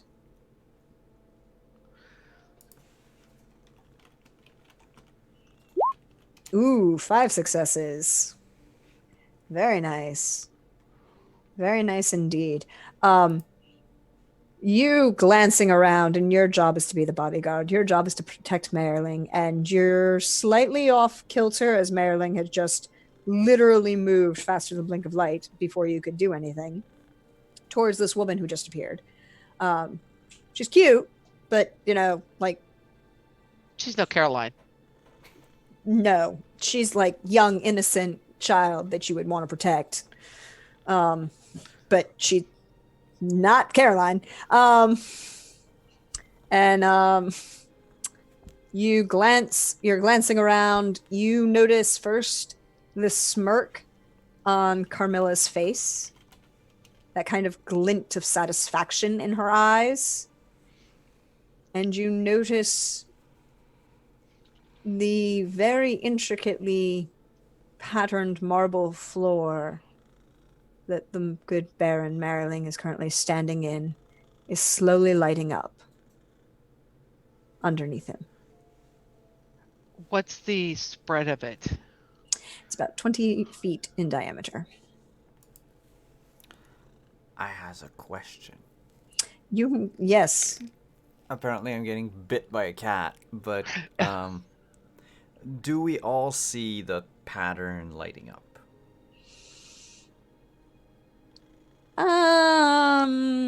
I would say if you turn to look, you might, but it's subtle and it's not. I mean, Strider noticed because he's looking for it.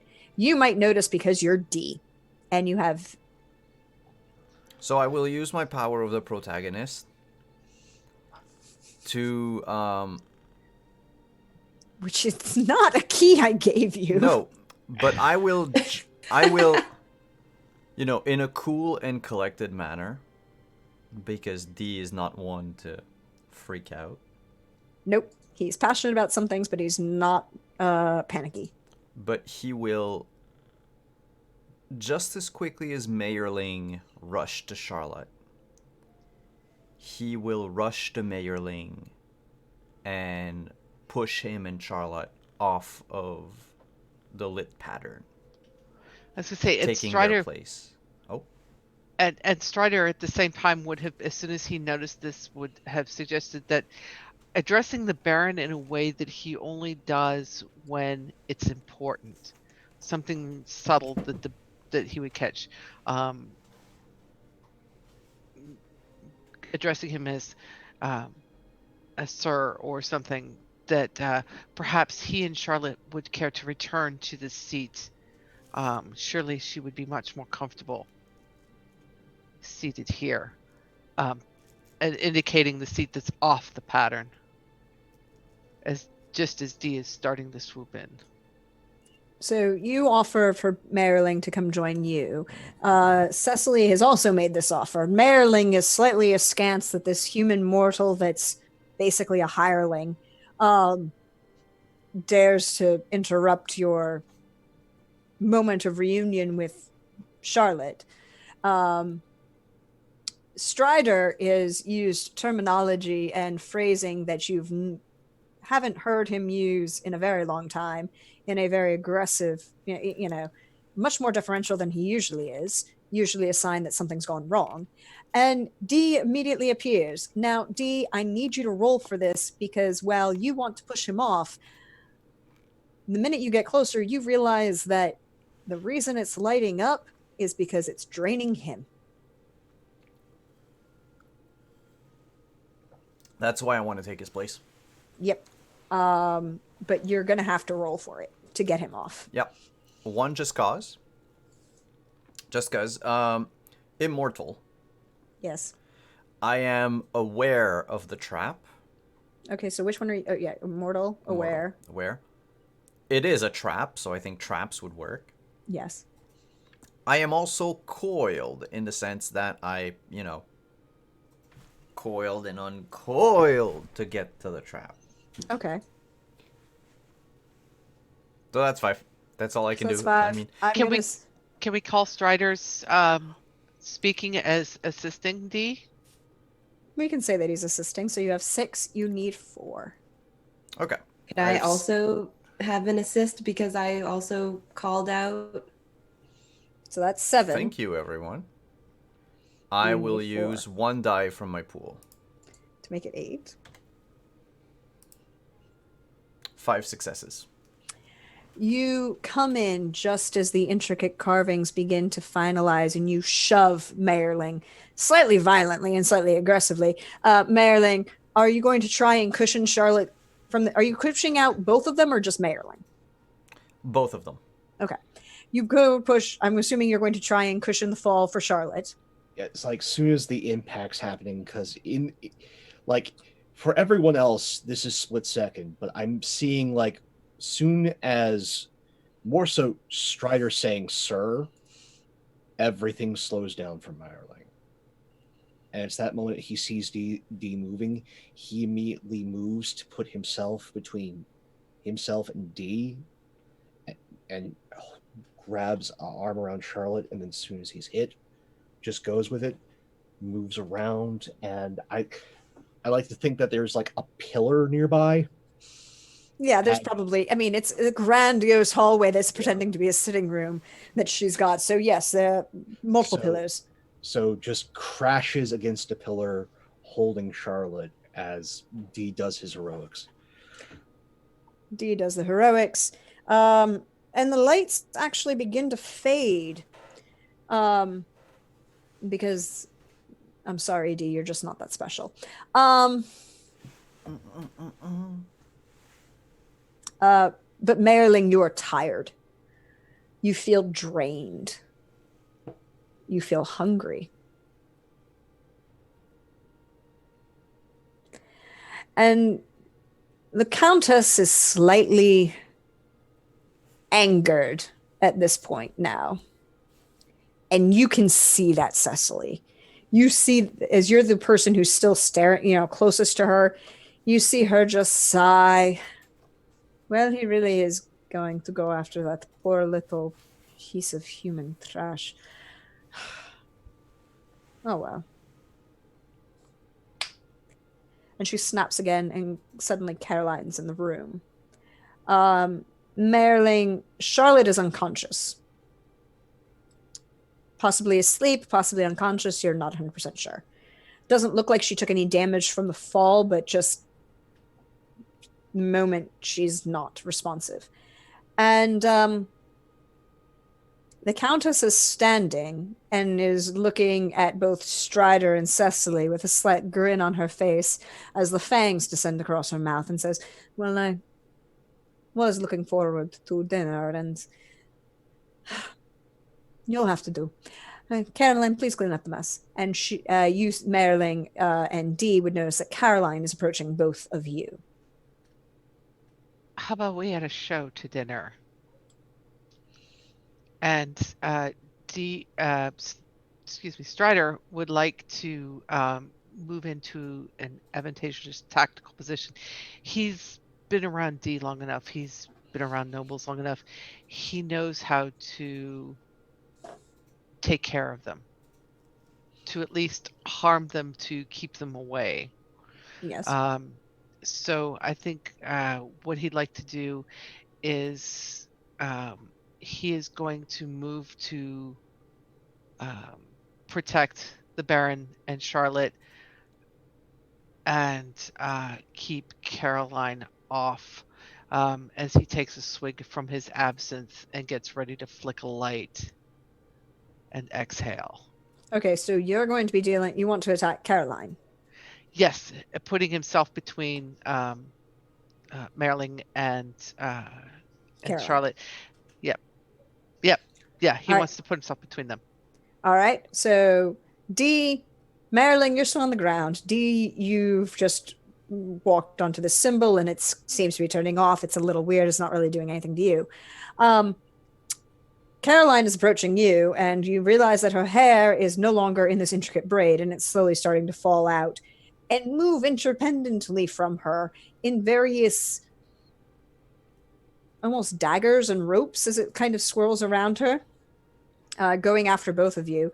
Strider's moved in to deal with you, and the Countess is smiling very truthfully at Cecily, and is just going to stride over and kind of glide very quickly, very fast, right next to you, almost before you can even stand up, Cecily. And she's like, well, why don't you and I take a little ride, darling?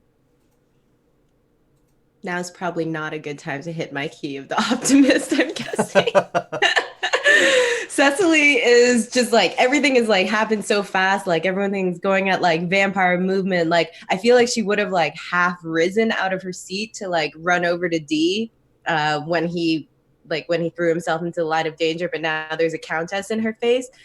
And I would like to like slink down the chair and kind of like go in between her legs and then like run to go and hide behind one of these statues or columns or art. Jack of all trades. All right. Quiet. Oh wait. Jack of all trades, and then that. Ninja skies. Quiet. Sneak. Hide. Dexterous. Shoot. I guess. Could I, like, knowing that she's like a very noble old vampire, would any of my ancient lore help me escape her? Possibly. Like, I know that she doesn't look between her legs too often. I like the attempt. I will give it to you for the attempt. I mean, I like the use of ancient lore. Maybe not the looking between the legs thing, but you know about her and about what she does. So yes. 7. I know that she will underestimate me because I'm a human. You need 4. Can I help? You're across the room. Yeah, by calling out to the Countess to let her know that she is she's overstepping. No, she's disrespecting the law of the host. What's it called again? The hospitality. Hospitality. Yeah. Go ahead and bring those VTM terminology in. No, but I mean it's in every setting. Yeah. It's in every setting. Hospitality is a thing. Yeah. And that she shouldn't feed on guests. Is that a peasants? help? Peasants aren't guests. That counts as a help. I'll give you the 8. Okay, sweet. 4 successes. Yay! Needed that help. Oh, muted. Yeah, I know, professional, right?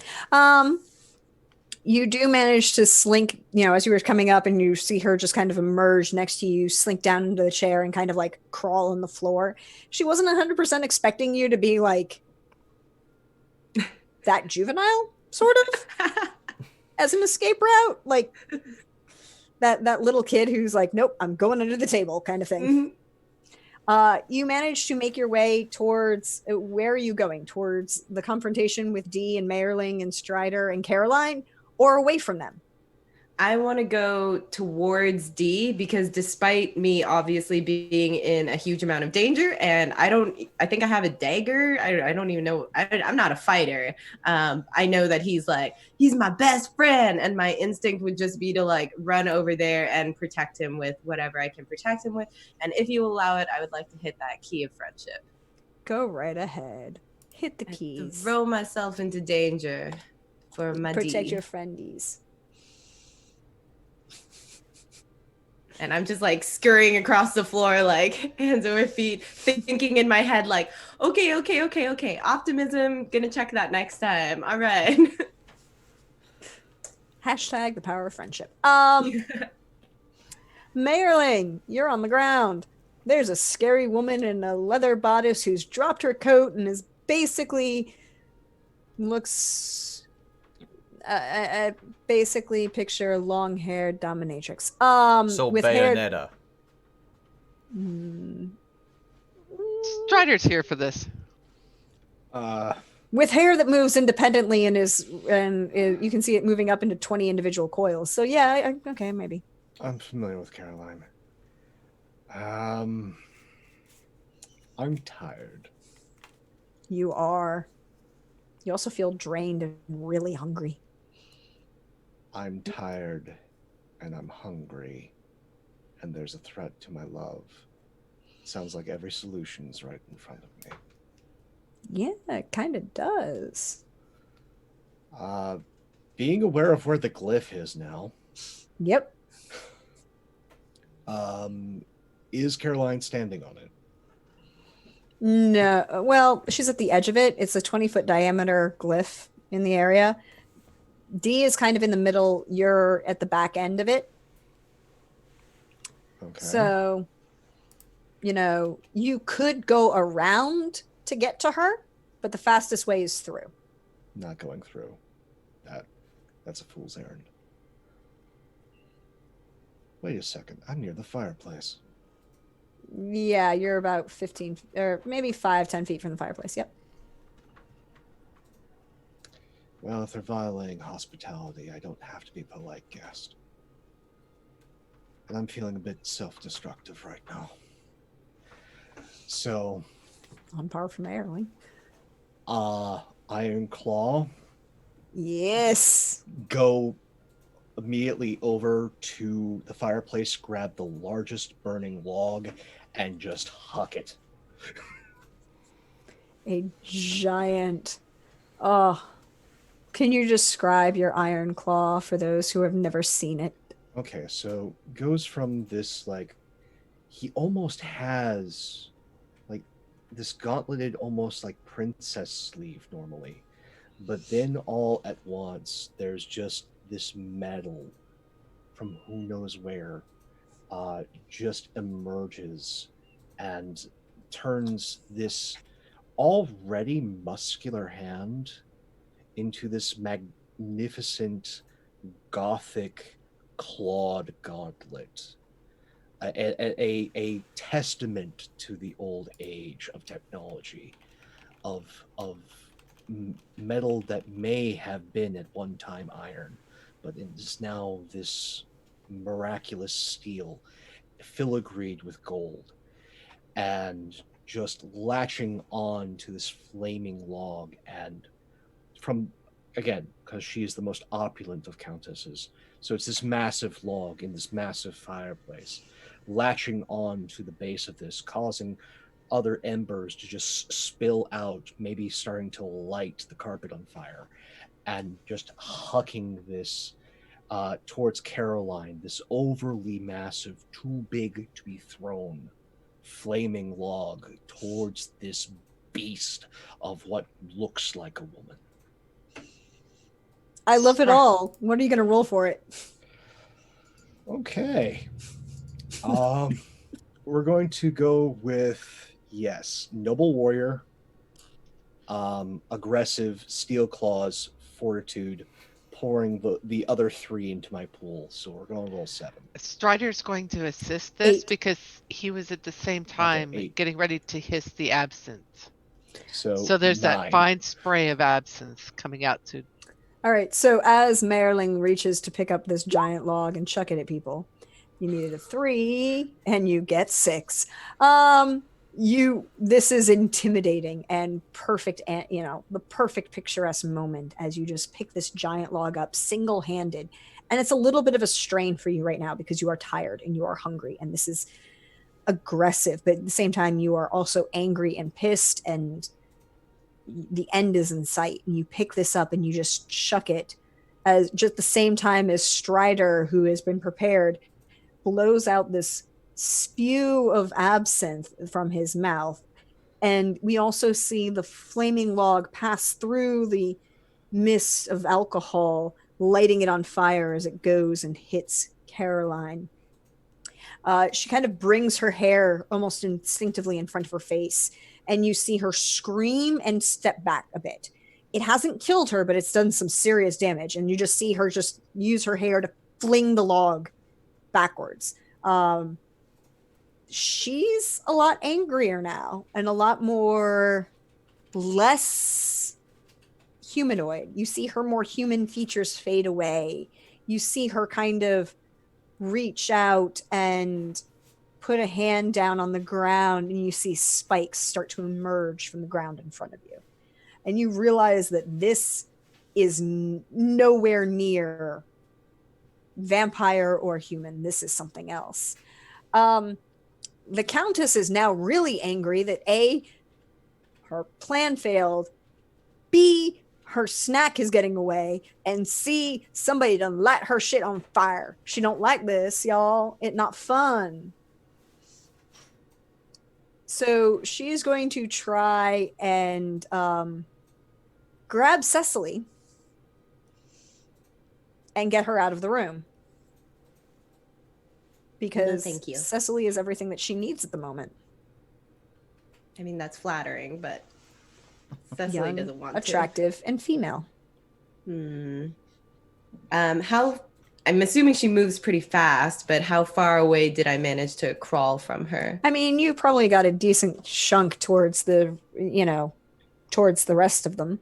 Mhm. There are other people who can help you, you are standing right next to Dee, but she's coming at you very fast in a very angry vampire way. She's standing next to D. I can't offer any dice to assist. I've used all mine. Mm-hmm. But I will cry out. Use the trap. You're right there in the middle of that glyph. Wasn't it like fading though? It did fade. Still there? Oh, it's gone because now. D is not the right type of thing.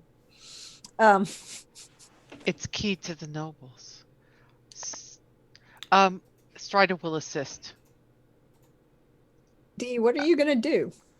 And then Strider, sorry. Okay. Strider. Okay, Strider and then D. Sorry. Okay, sorry. I said that Strider backwards. will assist Cecily by it's key to the nobles, which means the Countess and the Baron, which is the only reason. So it won't work for D. It won't work for Caroline. It's key to the nobles. Okay. And then D, what are you doing? We all know that the Countess is some overpowered noble from a bygone age, and that our little group stands very little chances of going toe-to-toe against her. Probably. As she is running after Cecily, Mm-hmm.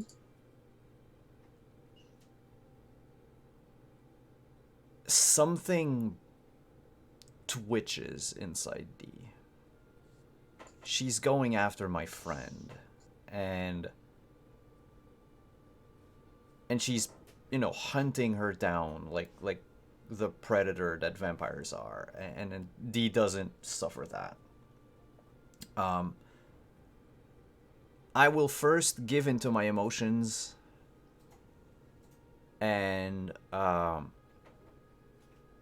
let out a scream of rage as I buy off my key of the restraint. From this scream, I'll tap into my secret of the Dhampir and give in to my noble nature. I don't know what the vampire bloodlust does, but I assume it's something cool. Lots. Yes, it will does. rush up to her, grab the Countess, and throw her down back first onto the glyph and hold her down there.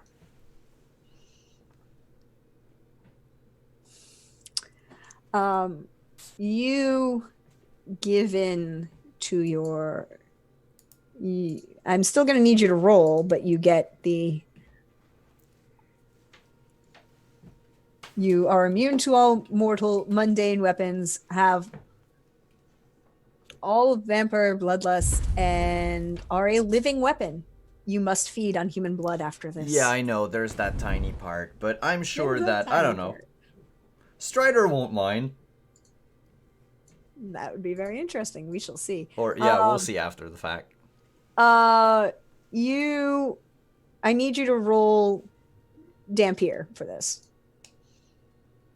Oh, and not Dhampir Vampire or Hunter? No, you could also or Vampire Hunter. That was what I was going to say. Dhampir or Vampire Hunter as you're giving in.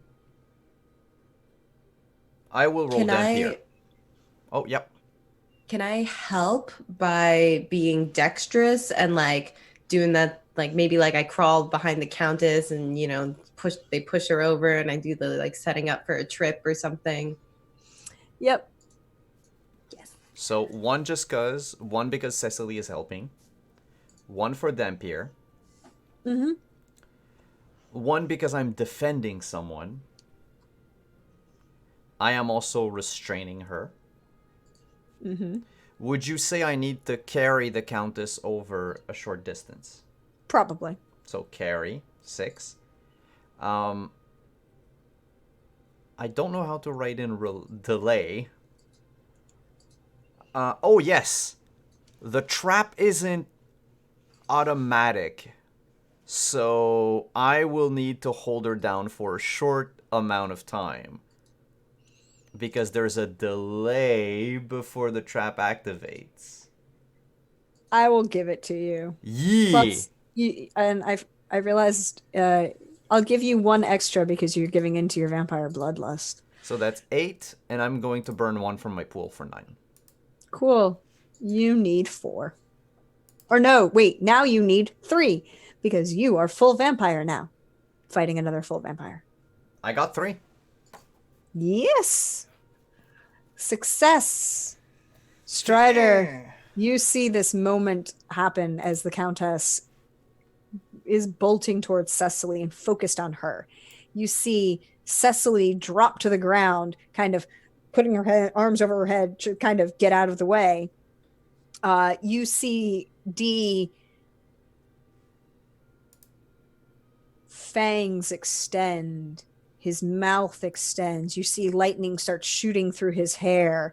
The hat that he wears is pushed back. His eyes go wide and bloodshot. His face gets taut. His nails extend out into talons. His whole body pulsates as electricity goes through him. And he catches the Countess in midair with one hand and pushes her down into this glyph. And you see it start to activate and start to burn and start to drain. And you see her slowly start to wither and age, and then more rapidly and more rapidly. And you just see her screaming with no sound coming out as there's just this red husk of a creature as you realize both the dress and her very skin has faded away. And there's only this burning red muscle and body underneath. My left hand pukes in its mouth.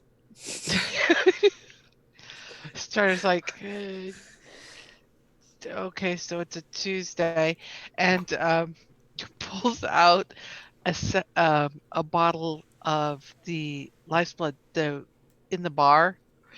Strider's stocked up, not just on his own stuff, but on stuff for Marling and stuff for Dee. So as Dee is taking care of this, he just kind of hands Marley, I think you need a drink.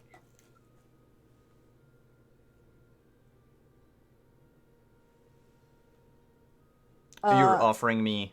No, he's just offering to Marilyn. Oh, the offering Mayorling. Verling. Yes. Yeah, you're busy at the moment. You'll Yeah, get a yeah, drink in a that's- minute, yeah, but that's why I was confused. and he'll probably kind of toss it to you from about 20 or 30 feet away. He's not going to get close to you in this state. Cecily, as you see this creature continue to scream and writhe and slowly burning decompose, what would you like to do? I just had my life saved by my best friend, and I'm still probably a little drunk. And I imagine I'm still on the floor, and then like there's a moment of just like shock as I just like watch this powerful vampire get like disintegrated into nothingness. But I also see like the changes that have come over D, and like for a minute I'm scared, but I'm also like, I need to help him. Like I've sworn eternal friendship to this guy. Like I have to help him, and I don't know what I can do exactly. So do you think I would have seen him like this before? Like we've been traveling together for a while. I think like in traditional anime fashion, you have seen me do it once before, and I swore not to do it again in front of you. Mm-hmm. And so, especially because if you swore not to do it again, I would just like feel my heart kind of like break and just sort of like tentatively start crawling towards you, but then like moving faster. And I just want to like, in traditional anime fashion, as I see the body of the Countess disintegrate, sort of like throw myself at him in like a hug and be like, come back to me, Dee. I know that you're better than this. You're not a monster. You're not a vampire. And you saved me, and I know that you're not evil. You're not like this woman. And I just want to like smother him with love. I love everything about this. I love everything about this. There's no role for this because I'm enjoying this, and the Countess is very much gone. However, as you're holding on to D as he's smothering the Countess in this glyph, you would hear the grinding of gears. From which direction? Can I tell? Kind of overall, and you feel like things starting to shift. Caroline, by the way, is still staring at Marilyn, and now is very pissed at Marilyn. And you feel, Cecily, the entire building start to shake. Oh yeah, right. I forgot that. Real quick first, could I hit the key of the friendship or optimist for that? I mean, you could hit friendship, yeah. Mm-hmm. Cool. That's totally friendship. That's the power of friendship right there. Yeah. And I'm holding on to him. I hear the gears turning. I feel the building start to shift, and I kind of like, I feel like I'm like right next to his ear, and I'm like, D, something bad is happening. The things are moving. We got to get out of here. And then I look over at Carolyn and Marilyn, and I'm just like, Baron, sir, no offense intended, but sir, we got to get out of here. Things are going bad. I'd like to use the secret. Mm-hmm. Secret of Greater Noble. Yep. Even though I am tired. Mm-hmm. I am just going to, in a number of incredibly quick moments, quicker than the eye, go from that kneeling position, having the bottle in hand, to next you see me, the bottle is crashing down past D into where the head of the Countess was. Sweeping up Charlotte, you just see her gown sort of gather, and then immediately like face to face with Caroline, and go, that thing was not worthy of your allegiance. I will grant you the honor that you deserve. Come with us.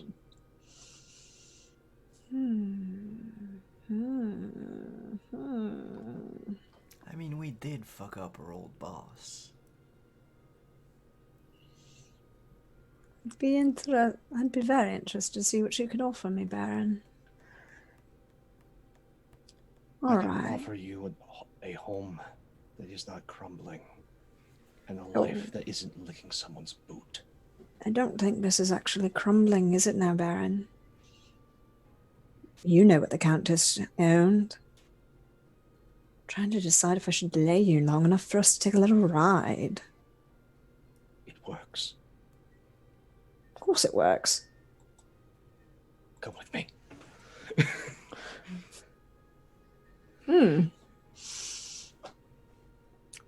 Well, are we bringing along the help as well? Let them run.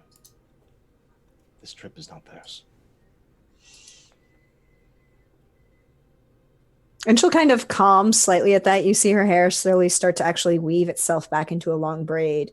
And she'll look at Dee and Cecily and Strider and say, well, apparently the Baron doesn't want you on this ride.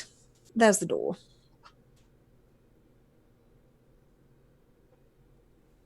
Oh, yeah, go ahead. No, you go. I was gonna say I will lift Cecily in my arms if she'll let me, and just run through the door, walk past Strider, and just like I see this scene where Dee's running with Cecily in his arms, and the moment he crosses path with Strider, like the entire animation slows down. He turns to Strider real quick and says, "Are you coming?" And then keeps running. And in that moment, 2 bags, hefty ones, things that should knock Strider over, but he is far too strong. He is more than he seems. And just seeing Strider's hands just snatch these 2 pouches laden with gold and gems, as Meyerling, with Caroline in tow, carrying Charlotte, is just quickly moving through the castle.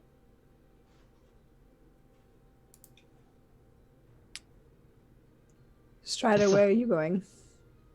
Strider looked the 2 bags, kind of gives a half a glance back to Caroline, like, this will buy a lot of whatever I want, and just heads out behind Dee and Cecily.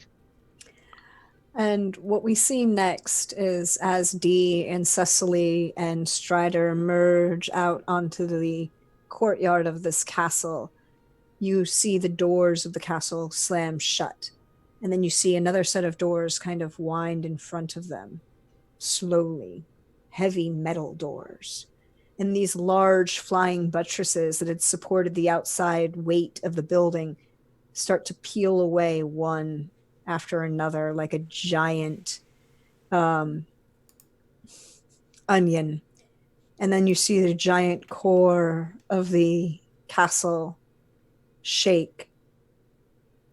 And Cecily, you see it for the first time ever, probably for you, a rocket take to the sky as the Countess's entire castle rises and goes off into the interstellar. I'm like, Dee, we should have stayed. That seems amazing. I would have really liked to be there. You'd have been dinner, darling. Oh. Well, we should find our own then. Or build our own. Maybe, perhaps, if I had some parts, maybe one of the engines Dinner or something. or rocket? Rocket. And Strider's watching Dee. He knows what's going on with Dee. He's watching Dee, waiting for Dee to decide that the hunger is just a little too much, and Cecily, who's closer, because Strider's maintaining his distance, is just a little too far away.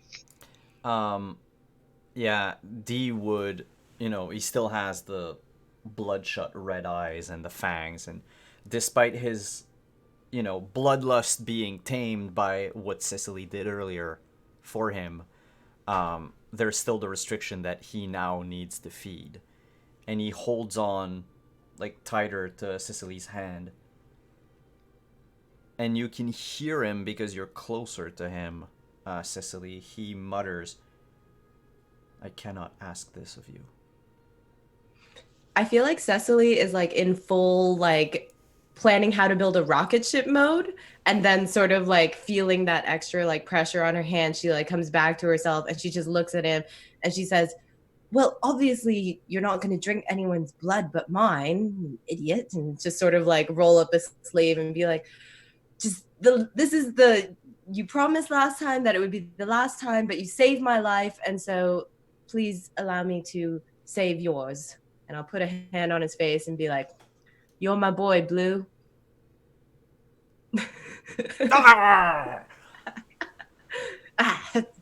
So painful.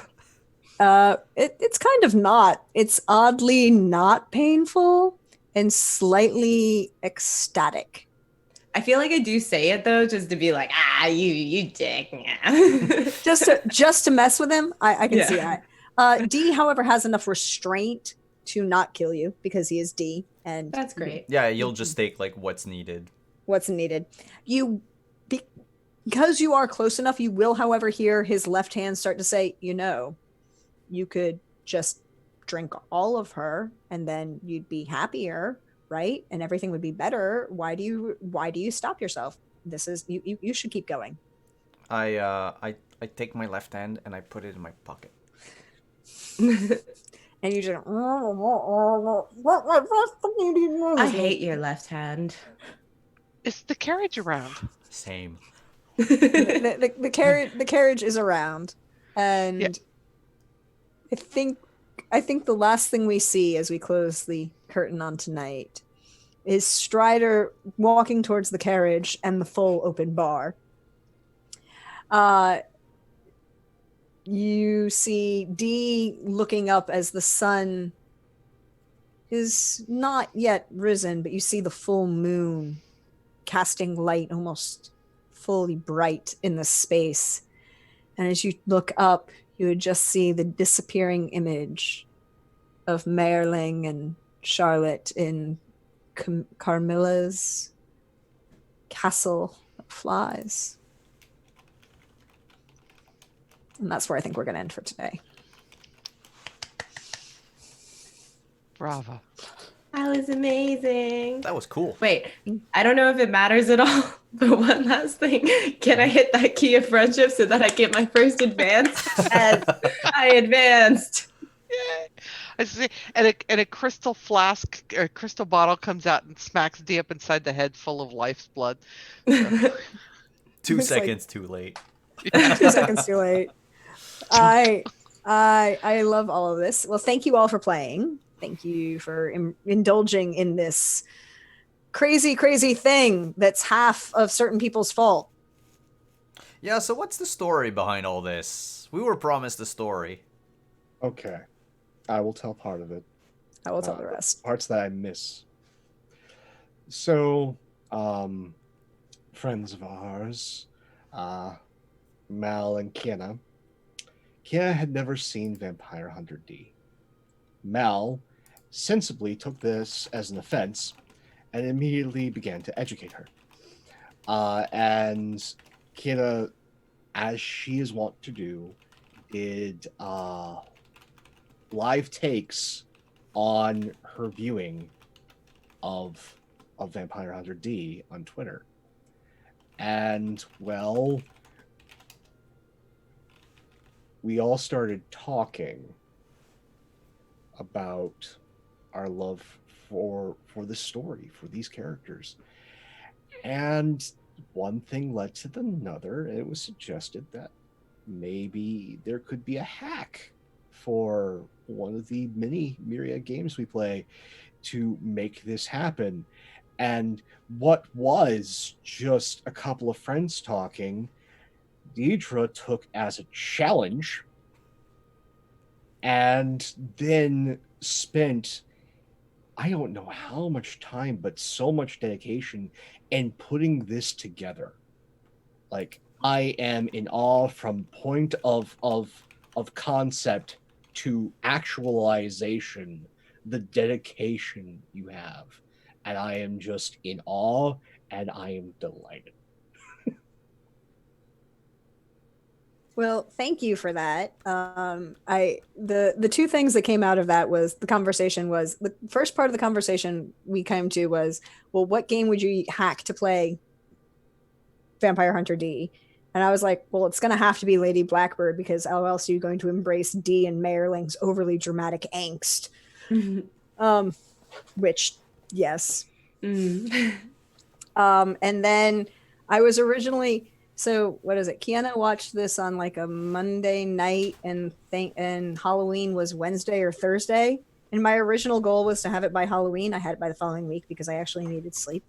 Because I forgot exactly how deep down the rabbit hole this universe goes. And if you've never found it, go look up. There are 2 anime movies. They're really good. You can find them online pretty easily. There are also books. The books are very good.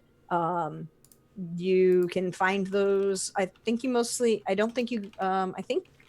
I've seen the first original Vampire Hunter D in Barnes & Noble, so it should be relatively easy to access in translation in the United States.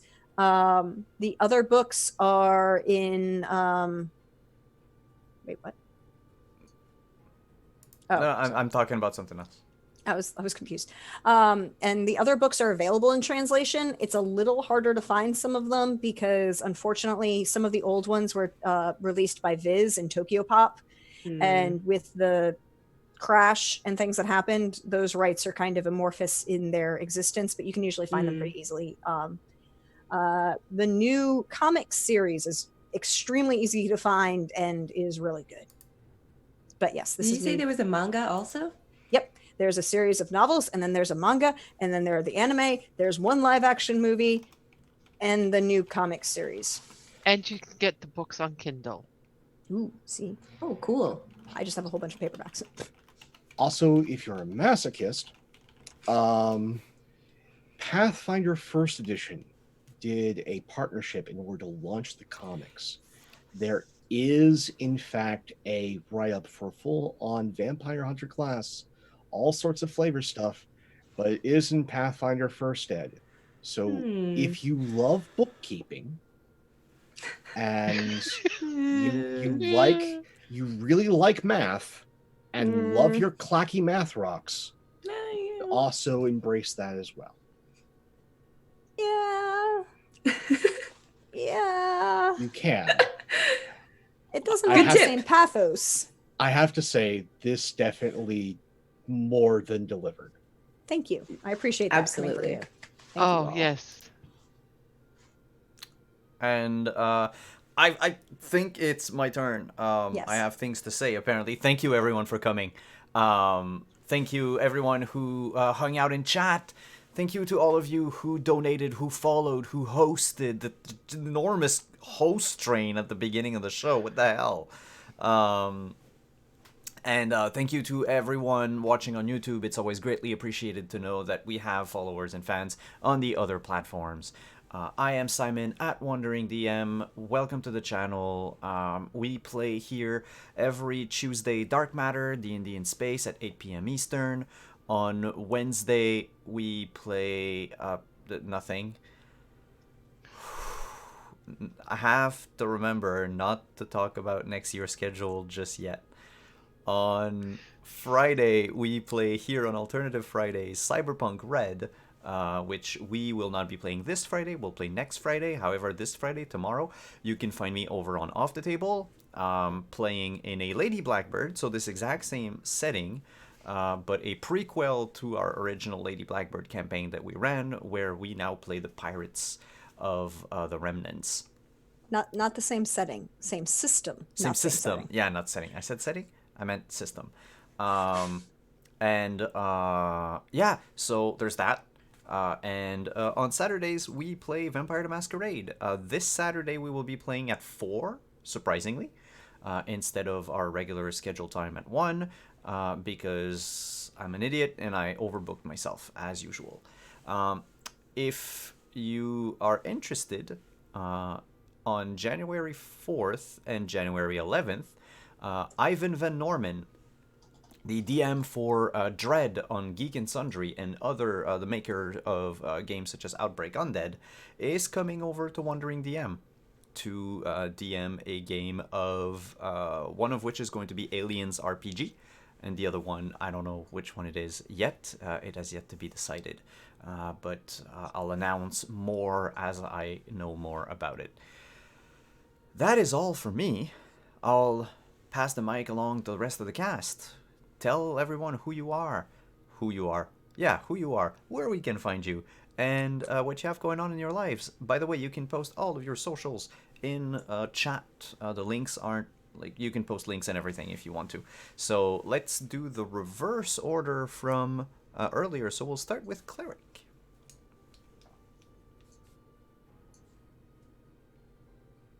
I'm still squeeing about Ivan, because I absolutely love Dread, and oh wow. So hi, I'm at Cleric of Cord. I'm too flustered to put my own link in the chat, but that's where you can find me on the Twitters is Cleric of Cord. I tweet about life and games, and I like to play TTRPGs on streams with my friends and off stream. And this was, oh wow. Thank you, Prox. Thank you. Oh, thank you. Thank you, Simon. Thank you, Pope. Pope, always a pleasure. Lily, it was lovely to meet you. I look forward to being able to play with you again. This was just amazing.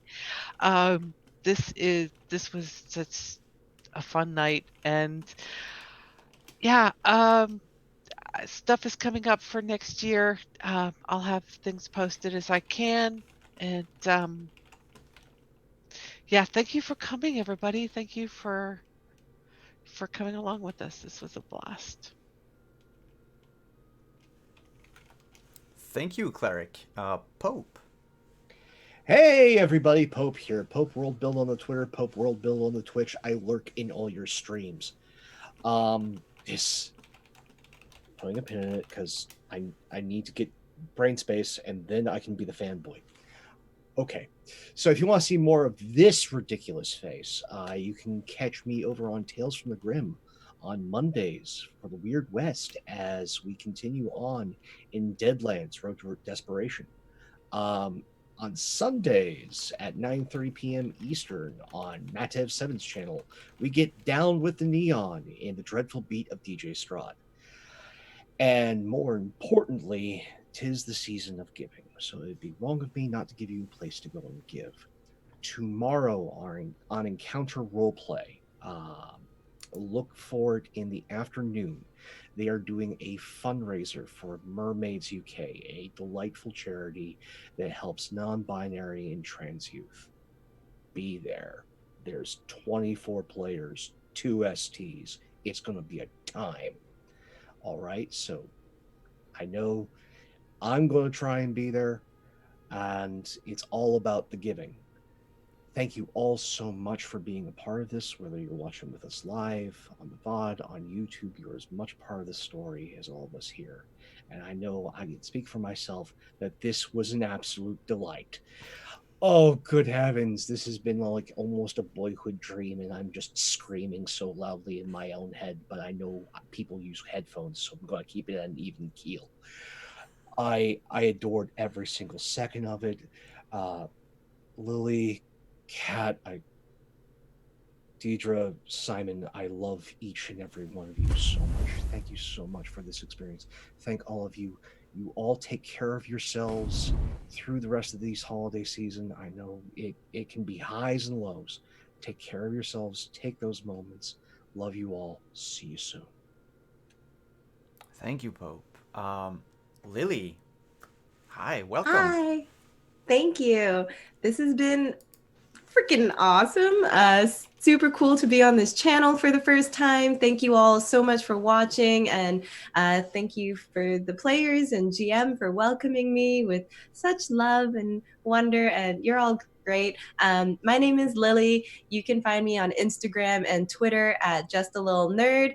I play a ton of games, mostly D&D, but really excited now to be moving into the world of non D&D, but still RPGs. So I do weird voices. I also DM for a stream called Roll for Damage, which is a Femmes and Friends stream that is just kicked off this year. So yeah, you can find me at all of those places. And seriously, these people that I just played with are the freaking best. And I am just so like, that was one of the funnest games I ever played. And I got to have an epic anime moment. So if you missed that and you're just joining right now, you should definitely catch up on the YouTube VOD because it was just exquisite. And yeah, happy holidays to everyone. And thank you again so much for having me. I hope to see you on this channel again soon. We hope to have you again on the channel soon. Yes, Um, please. Deirdre. Oh, hey, y'all. You know me. I'm at Deirdre Dunlin on Twitter or Proxagorth as Euphoria, as you see me hanging out in the Twitch chat.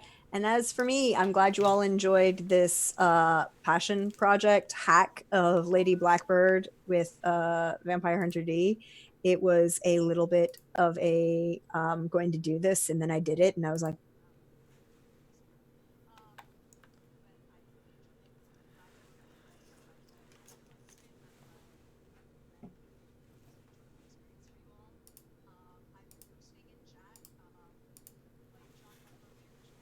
Lady Blackbird is free to play. I've been posting the link to this PDF. Feel free to download it. Feel free to have fun with it. I've set it up so it should be pretty easy for even those who are not familiar with the setting to be familiar with the story that you can tell with this game. Enjoy it, share it, have fun with it, have all the fun. As for me, you can find me here a lot. I hang out here a lot. This is like I love hanging out here with my friends, but I will also be back on Saturday for some more Vampire the Masquerade as the Vamp Dads try and find their pretentious art daughter who, may or may not have had a stalker issue. There's a thing involving that. And I don't know. There are a bunch of things that are happening. There are so many things that are happening right now. Come find out on Saturday. We're playing at 4 instead of 1. We're playing at 4. Yeah. But come. It'll be great. And lastly, thank you to all of our sponsors, Magen Press, Found Familiar, Dice Envy. You can check them out. The panels are down below. Use code WanderingDM to get a bunch of percentages off, be it 10 or 15 for Magen Press, 10 for Found Familiar. If you like coffee, dice, or TTRPGs. On that note, we will get going, and we will see you again on the channel here on Saturday. Ciao everyone, take care.